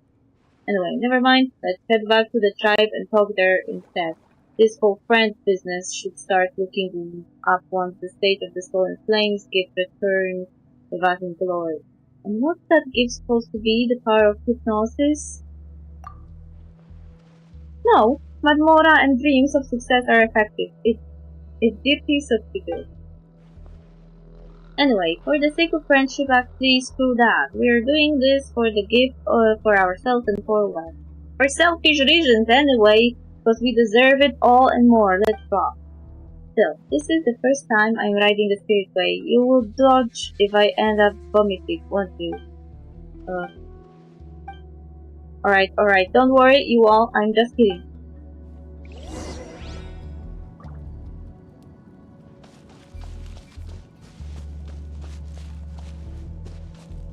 Where's my friendly Colophosaurus? I need the Colophosaurus.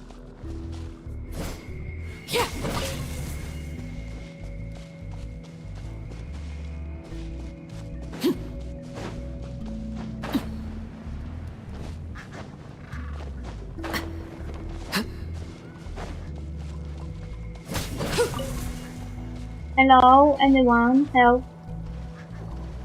Come back here. I need your help.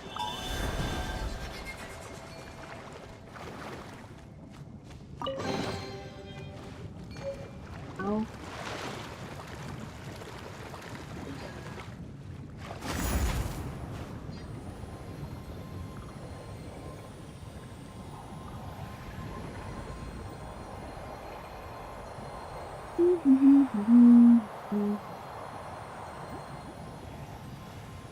As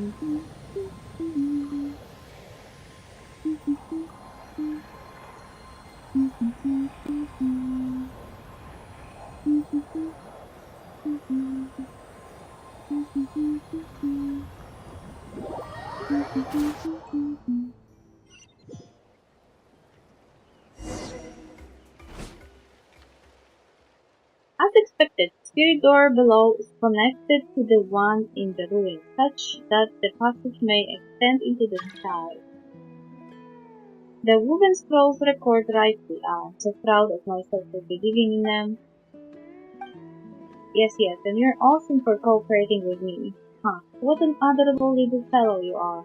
How would you like to jump ship over to me? 3 square meals of 1 grand fluid guaranteed. 1 for each meal is kinda sad, let's be real. Wow, we have got a poacher over here. Well, you missed every shot you don't take, you know. I will take that as a no then. To be so close, I'm getting a little envious. We were around when Cutie first opened his eyes. You didn't have a chance to start with. That's so, that close. That might make for a very painful goodbye if that time should come, though. Huh? Alright, we're about to reach the upper sanctum, but, we take 5 real foot. Goodness, my back hurts. Has it always been that way? Oh, come on, it's not that bad. You know, you leave yourself open to tricks by constantly taking people so seriously. If anything, my back pain decreased mysteriously since meeting you. I wonder what that is. Is there something special about your body, and would that work with a piece of it of any size, like say a thumb? Would you mind giving one to me? I would give you mine. No! Wanna give it a shot? No thanks, that's scary. What a shame. Excuse you, it would be weirder if anyone agreed to that. Alright, just a bit longer and the pain in my back should subside, and then we can head to the upper sanctum together.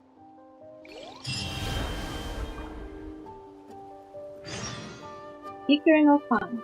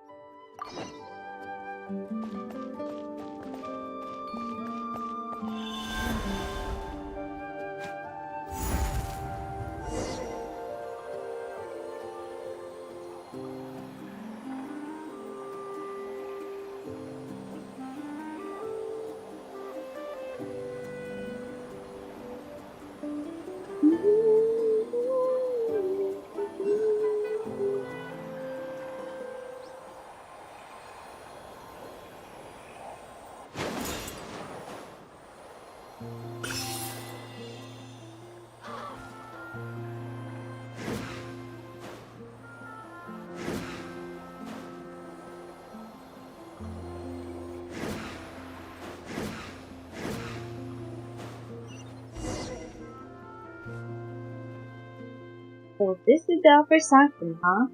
From down below you would think it was all grey and empty up here. Who would have thought it would be like this?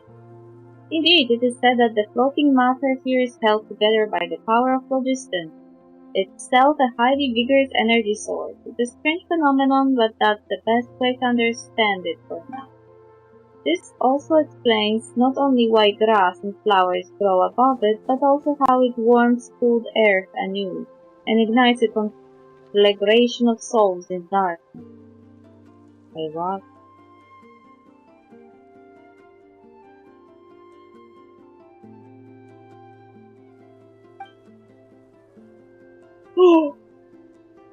This is the phlogiston, won for us by the sage of the stolen flame, snatched from the very claws of the giant dragon.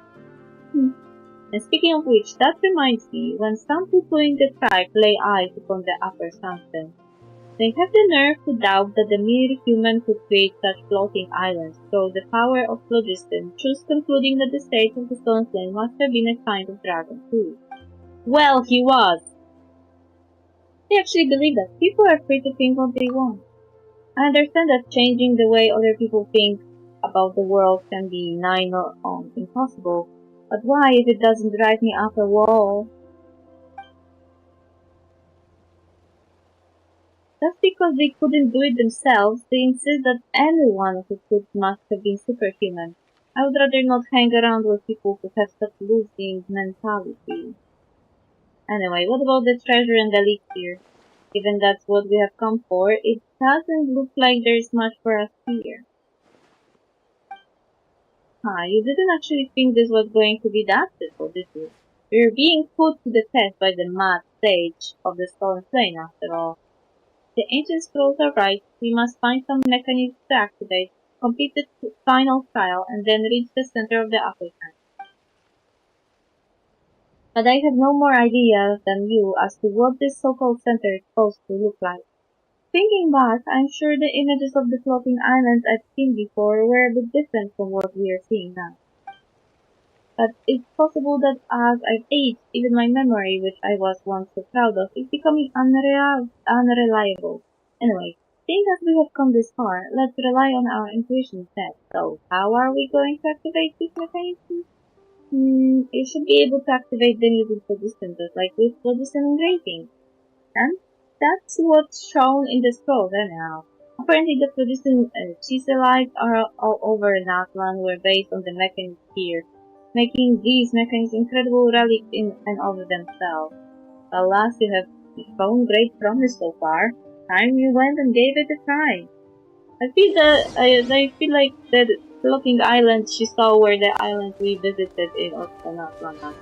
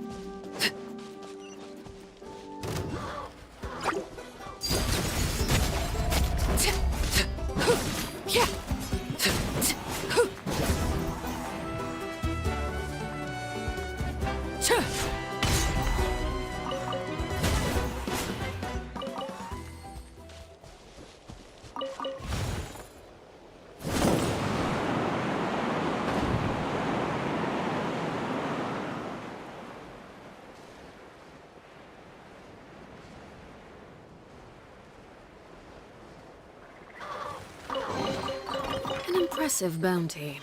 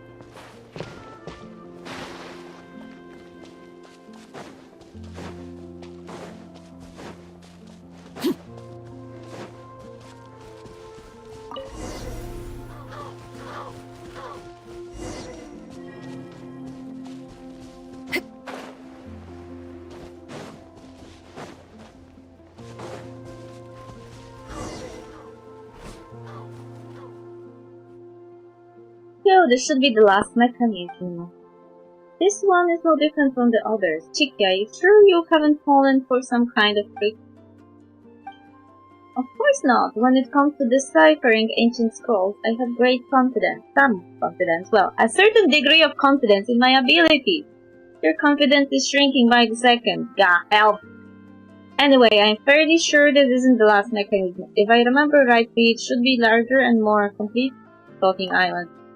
Young Glass, irrespective of the great promise you have shown, no one will understand you unless you speak in full sentences. As for whether the treasure is real and the elixir really exists, well, you'll only know once you have given it a try. If it doesn't work this time, it will work the next time, and if not here, then somewhere else.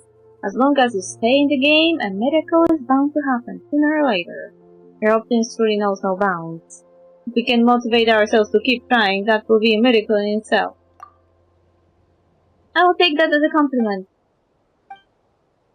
See, Cutie is excited too. Come on then, Lumine, use logistic to activate the mechanism. Okay. This guy's so...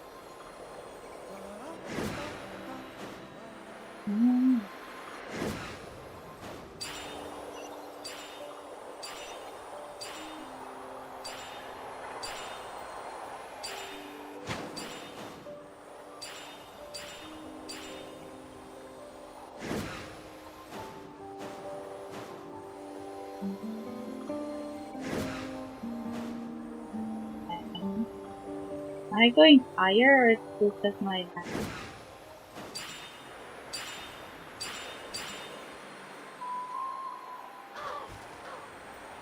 My imagination.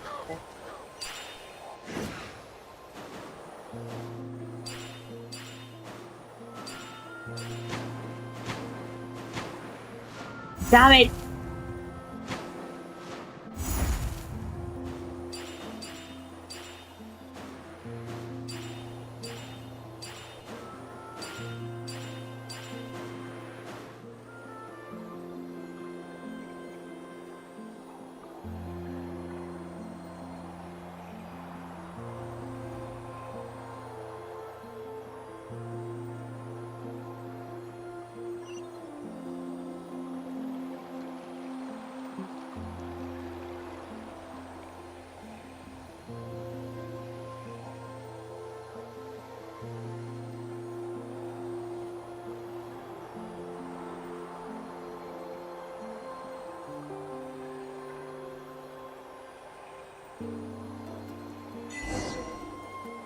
Even ahead.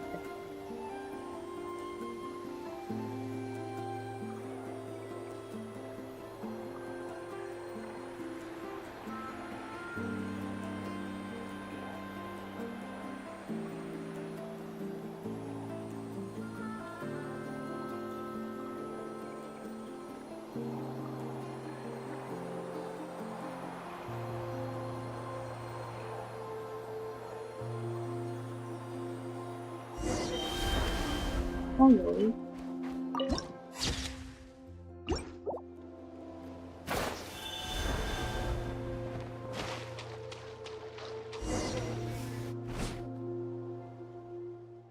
Well, I never... A hidden island at the center of the upper sandstone, and there I was wondering why it looked so different from what I saw in the picture.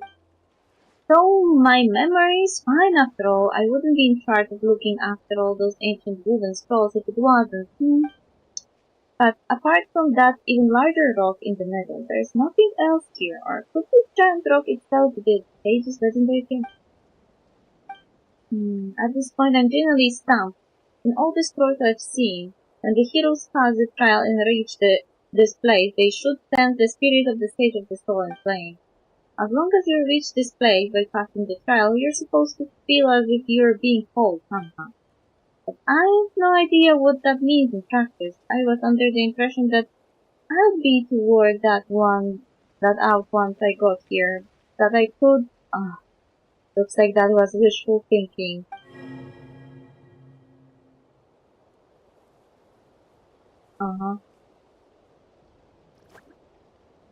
Then do you know what it means? You saw something, gracious me, so the one worthy of the gift was you after all, young glass. I didn't see anything either, weird. I saw a golden pattern.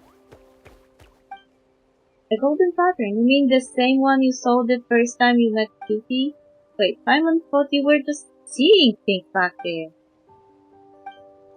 Cutie telling Simon to look up, no use. She can't see it, but seeing as you have said it's there.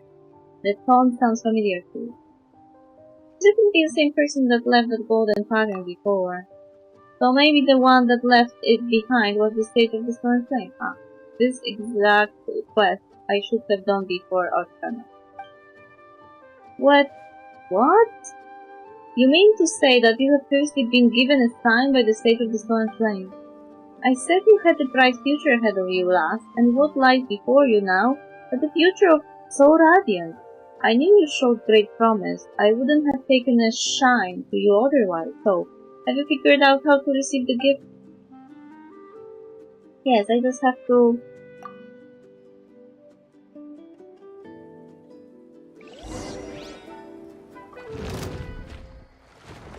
Oi oi. Not now. Cold. Learn to command. No, my sword! I'm going in!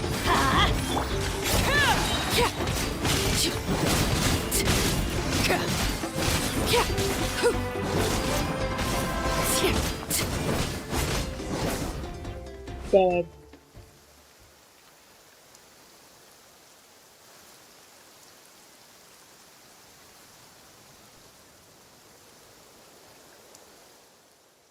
The water level has risen somewhat, and the spring is now full of phlogiston. The water below my knees is warm, and I can feel a warmth flowing through my limbs, a lovely sensation. So the sage's gift wasn't an elixir that can cure all injuries, but rather the hot springs here? Simon's not exactly surprised, given the people of the springs aren't far off. Lol. Cutie's looking pretty cozy there. This isn't just any old hot spring, little floaty Simon. Once the hero who has been chosen bath in the spring, he'll be granted the power to wield phlogiston. Huh? Really? So, what will happen if Simon dies in? Good question. Yeah, I think I know. You'll still be Simon, just a talking red one. What? Simon thought she might get to use phlogiston too and transfer into some kind of super awesome pyro Simon. Sadly, I think not, because you haven't been chosen. Wait a minute, Chikia, you knew that this hot spring would be the final gift, yet you claimed you were searching for an elixir that can cure all injuries, and that you would share it with us too. There are so many types of injury in the world. How could you possibly expect a single elixir to be able to kill them all? But when it comes down to it, wisdom is the solution to all our worries. Yes, I tricked you this time, little Paimon. But when we make mistakes, we learn from them, and take one step closer to resolving our worries. Isn't that a wonderful outcome too? Okay, that actually kinda makes sense. So, have your injuries been cured? No, not at all. My heart still aches from the niggling pain of all my various injuries. And in that sense, I've been tweaked as well, tweaked terribly by myself. Even if I took a bath in a hot spring filled with phlogiston, I could still be unable to use it. In the past, so the ancient scrolls state tribes people who could not already wield phlogiston only ever learned to do so by passing the trial. So it hasn't had any effect at all. Wait. You're a clearly from Natlan, but you can't use phlogiston. Simon, you know these delayed responses of yours can be quite hurtful at critical moments like this.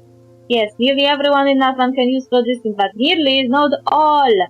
When I was very young, I once suffered a grave injury in connection with that bit. It was a miracle that I even survived, and I was in terrible health. I told you I could jump great distances with an atomic tower on my back. But I would be foolish fooling you. Oh, God. For ectomysaurs can float up and make themselves as light as a feather, so they don't weigh a thing. It may well be due to this injury that I am unable to use phlogiston. No matter what I try, I simply can't do it. I racked my brains, pored over all kinds of different scrolls, thought others view them as virtually obsolete. I am well versed in analyzing phlogiston engravings to patterns. I put lots of effort into memorizing all the meanings, honing a great memory while doing so. For me, teaching the children of our tribe the basics of phlogiston was also an opportunity to observe how they would discover the ability to use it. And speaking of which, I'm quite popular with the children. I know everything there is to know about phlogiston, and the more I understand, the more in awe of it I am. But the more awe I feel, the more regret and frustration I feel for not being able to wield it myself. It was all thanks to you that we were able to make it through all those trials. I understand that to learn skills like our ancestors did, sacrifices must be made. But I simply don't have that kind of courage. Perhaps that's why I can't use phlogiston. Yeah. It's alright, I came to terms with it a long time ago. If it doesn't work this time, there's always next time. I'll find a way eventually. Thank you so much. I'm grateful for everything you have done for me, Lumine. I know I keep saying it, but you have a fine future ahead of you, lass. Not only are you amazingly talented, but you're so kind as well. Unlike me, for whom everything seems to be set in place now. Lass, I'm sure you will have many more incredible adventures to look forward to. I'm a little jealous, to be honest. Lumine, young lass, full of promise. Wherever the road takes you, may your travels be smooth forever and always, and the same to you. I'm sure you will achieve your aspirations. Even if there is no elixir that can cure all injuries, Paimon is sure you will find an elixir that can cure your injuries. Thank you, Paimon, Lumine, and last but not least, Cutie. Your words have genuinely moved me, Lumine. Really, I'm touched by what you have said, last. Because you're someone that people can count on. Alright, let me rest here a while longer. This hot spring is mighty relaxing after all. I'll stop in here for a bit, then get back to pouring to ancient scroll for a cure. I might be in for a scolding for running off from home, though. But just as you said, last, I'll have to work hard to achieve my aspirations.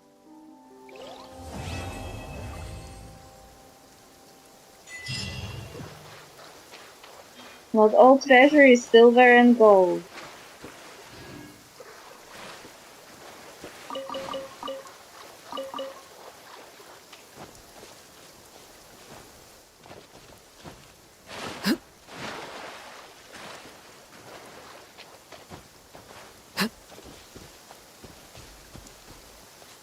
Ah, we are so high. So high.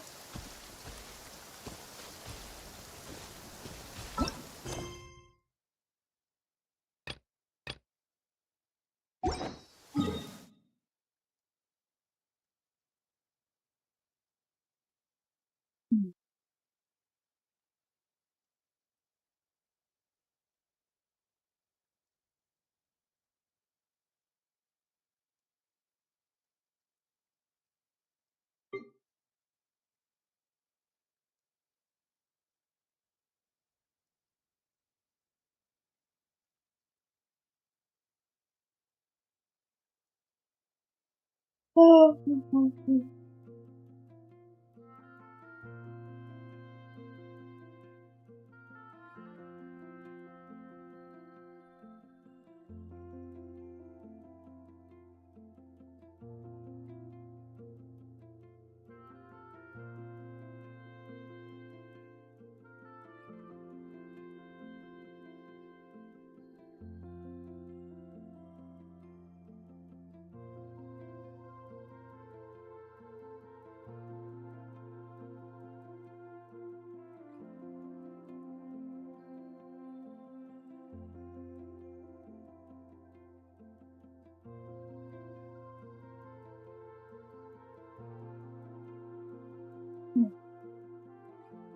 there's no stuff in this field.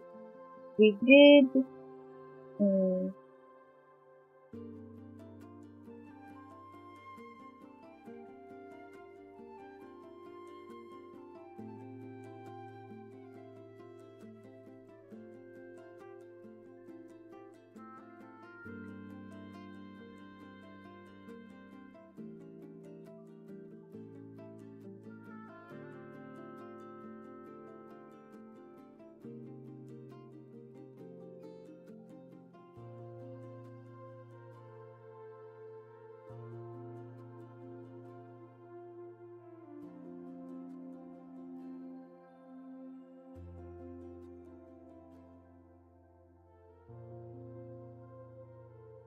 Mm-hmm.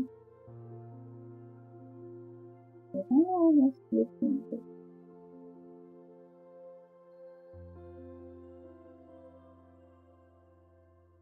the rise of the bold, children of effort, interact with mind through at least once, waiting to gain days.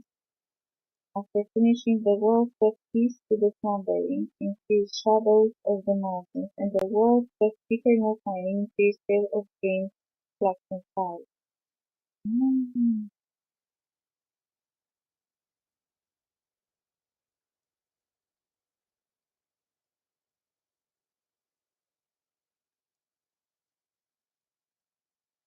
If I now waste that, to get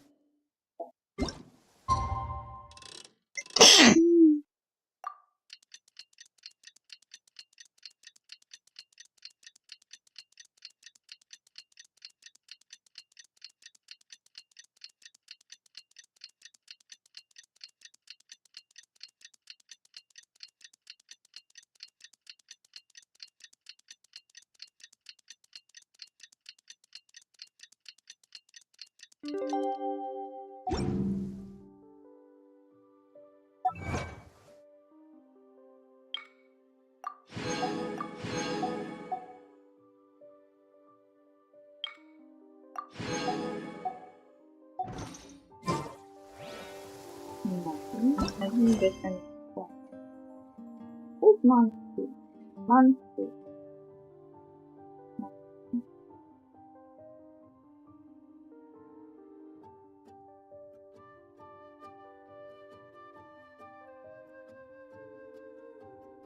These are children of effort.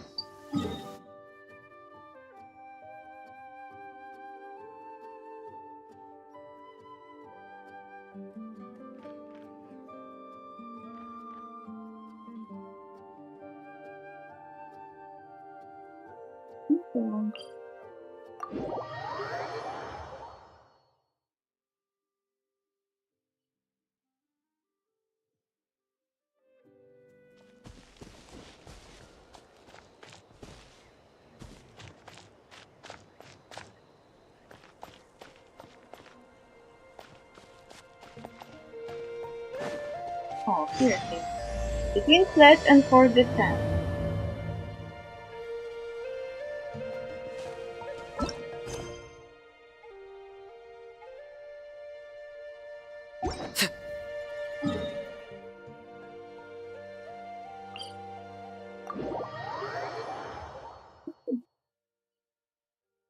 Oh, there's lots of dialogue.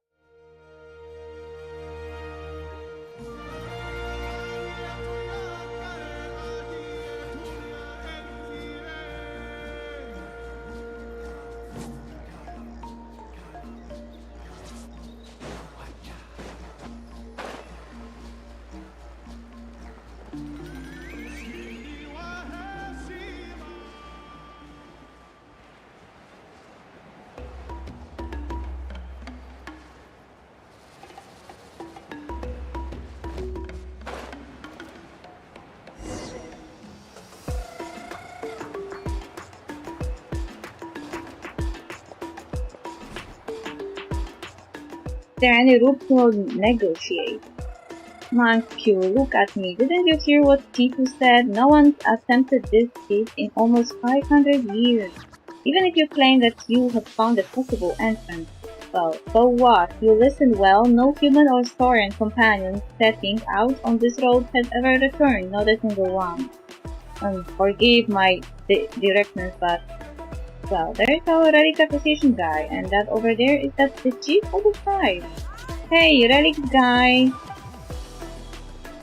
Why, it's you, Lumin, Paimon, and Cutie! Ah, it's a petty star with a red tail scarf. Mighty, energetic, and looks different right off the bat too. Alright, little fella, give us another. Not bad, so you're Cutie, and I suppose that makes you two the ones in shows. And haven't you two been the talk of the town lately? In the meantime, and Manchu here has been mumbling about you constantly, and Titu mentioned you after his return. It wouldn't be a stretch to call your recent deeds legendary, and you have been a friend to us children of Echoes thus far. There is no need to thank me too much. Quite a phenomenal youngster. And it is in that capacity, Monkey, that I'm telling you, it is not our way to push guests into fear feet just to prove a hypothesis. That's not how I would treat my guests anyway. What's all this about anyway? Something about danger and a fear feet? Apologies, allow me to explain. Remember what we spoke of before? To remove the mark of the Flame Lord's blessing, you need to bring the 2 required token types to the volcano. One of the tokens is in the ruins beyond the Children of Echo's land. There are conditions for getting in, though. Based on past custom, which I only just found on a woven scroll, by the way, since it's been ages since anyone has hankered to try this, if you wish to take your Saurian companion to the volcano and perform baptism to experience the Flame Lord's blessing, you must be recognized by said Saurian's corresponding tribal chief. With Cutie being a Tepesi star, this means the chief of the Children of Echoes. Isn't that you? Well, yeah, though I will be real. I don't know if this rule applies to outsiders still, Lumi. For hundreds of years, many are those who have tried to free their Saurian companions from what runs in their bloodline. This thing that is more curse than blessing. But not a single one has succeeded, which is why the tribes gradually abandoned the custom. A 0% success rate. Seriously. Yes, so perilous is the journey. It also said that the trail that must be passed before one may obtain the token will test not only the warrior who steps forth, but also the Saurian with them. You are not of the tribes, but I will not have you die in vain. So please, Mumin, I suggest that you leave Cutie here with us. If nothing else, I can ensure it will be taken care of until the day it must enter the Night Kingdom. But if we do that, as I said, Cutie will be unable to grow up. Looks like that's not what it wants. I will try this all the same. Despite the immense spirit, yes. And what about you, little fella? Unyielding, resolute, yet passionate. Your heart blazes like fine phlogiston. Alright then I shall award you the right to embark to the volcanic pilgrimage. Alright, let's go get that first token then. No, not yet. Now you are qualified. You must undertake a trial of witnesses. Ancient custom dictates that the warrior and Saurian must together obtain the feather of a green quetzal deep in the woods and offer up a stole of animal pelts. And together, you must win 50 battles for our tribe and offer up 96 gems of high cost. I wouldn't be eligible to. Can you give me a discount on those for Mora? Oh, come on now, monkey, forget it. Where are those traditions even from? Some lost Stone Age? The purpose of those formalities was to foster the bond between human and Saurian and hone their skills, and I've had it with all that. Anyway, as I stated, neither Lumine nor Cutie seems to need that sort of proof. To put things simply, Lumine, we have here in Natlan a super simple way of dealing with such situations. Fight me and prove your strength. Right on. Wait, here? Oh, do you mean we're going on stage? Of course not, huh? The stage isn't the place for tunneling. Our duel grounds are in the mountain to the rear. Come, let's head there. We'll have ourselves a good one. Okay. We can teleport it out there. Laid bare. My guiding stars! Rain cutter. Rain outlines your fate. Don't be scared. Teamwork is...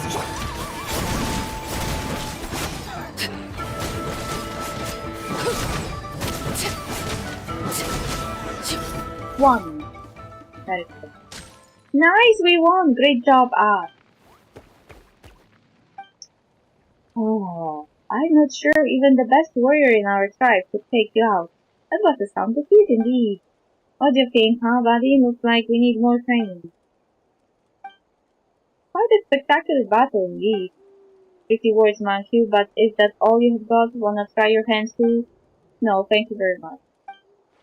Blah, boring. That was great match. You mean you're the real deal? I was just warming up, you know. You weren't bad either. Save the commiseration now. If I was younger, who knows how that might have gone. Ah, how I wish I could have taken you on then.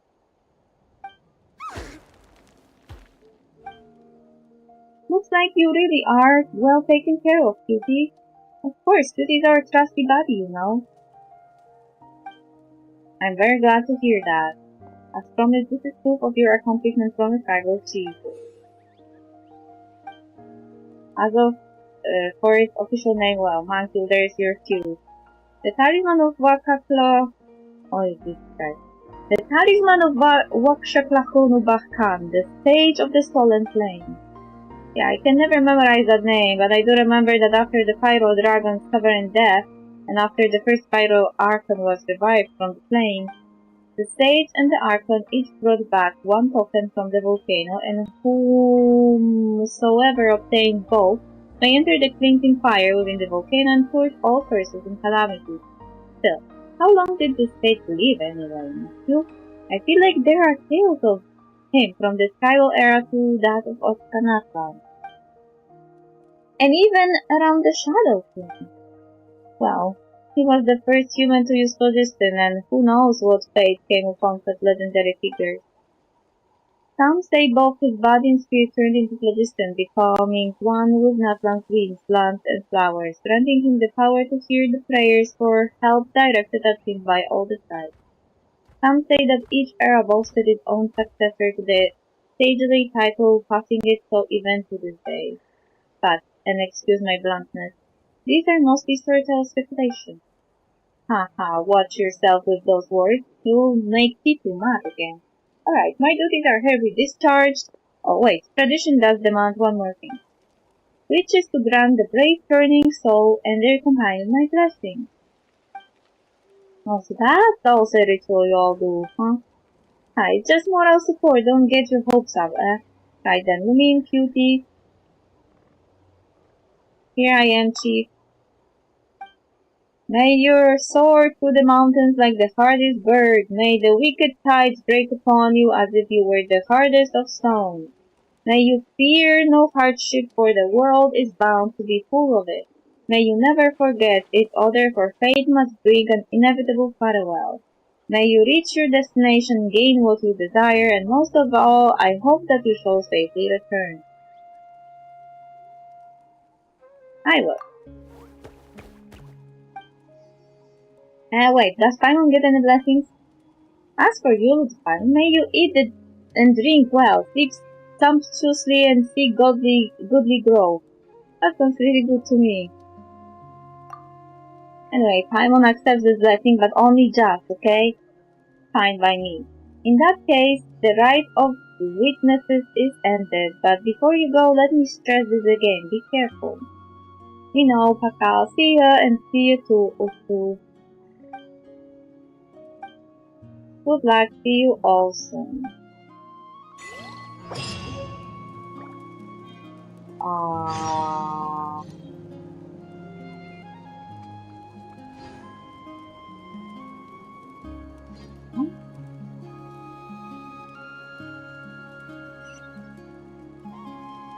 Staring into my eyes is ill-advised. I can't promise you'll like what you see.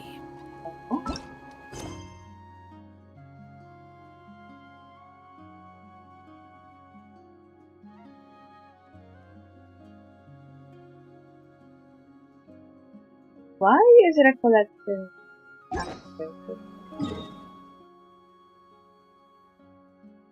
They do it, people?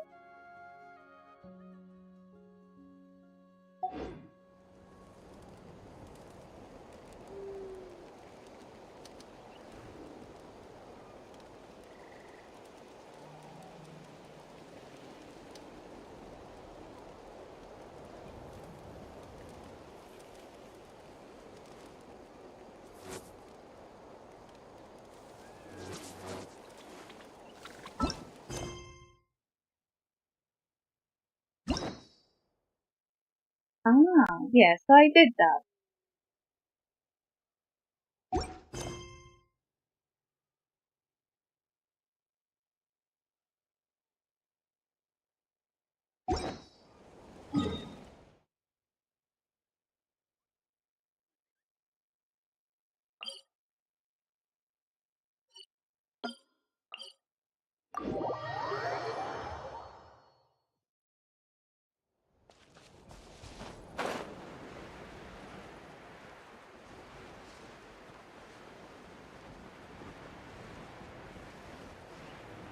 I guess recollection activates when you did a quest that you should do now, before, so you could recollect what you did. So you wouldn't be confused.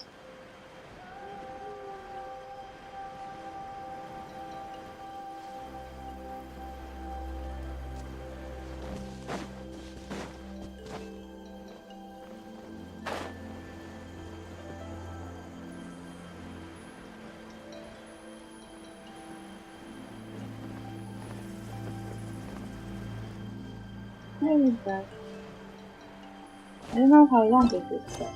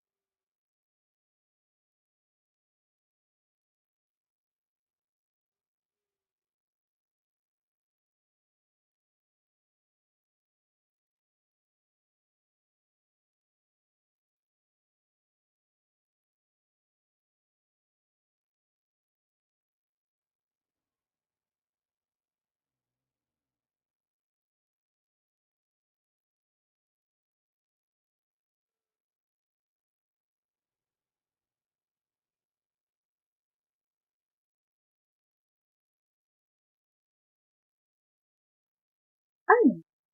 If I don't use recollection, I have to do it with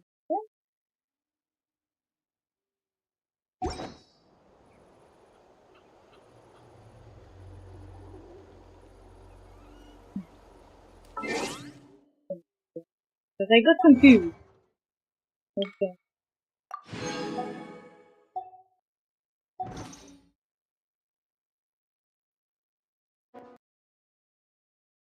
I got confused. Like, apparently the quest line wants me to do recollections because I already did every quest in Twitter. I could have done after doing the quest we're doing now. That one. Yeah.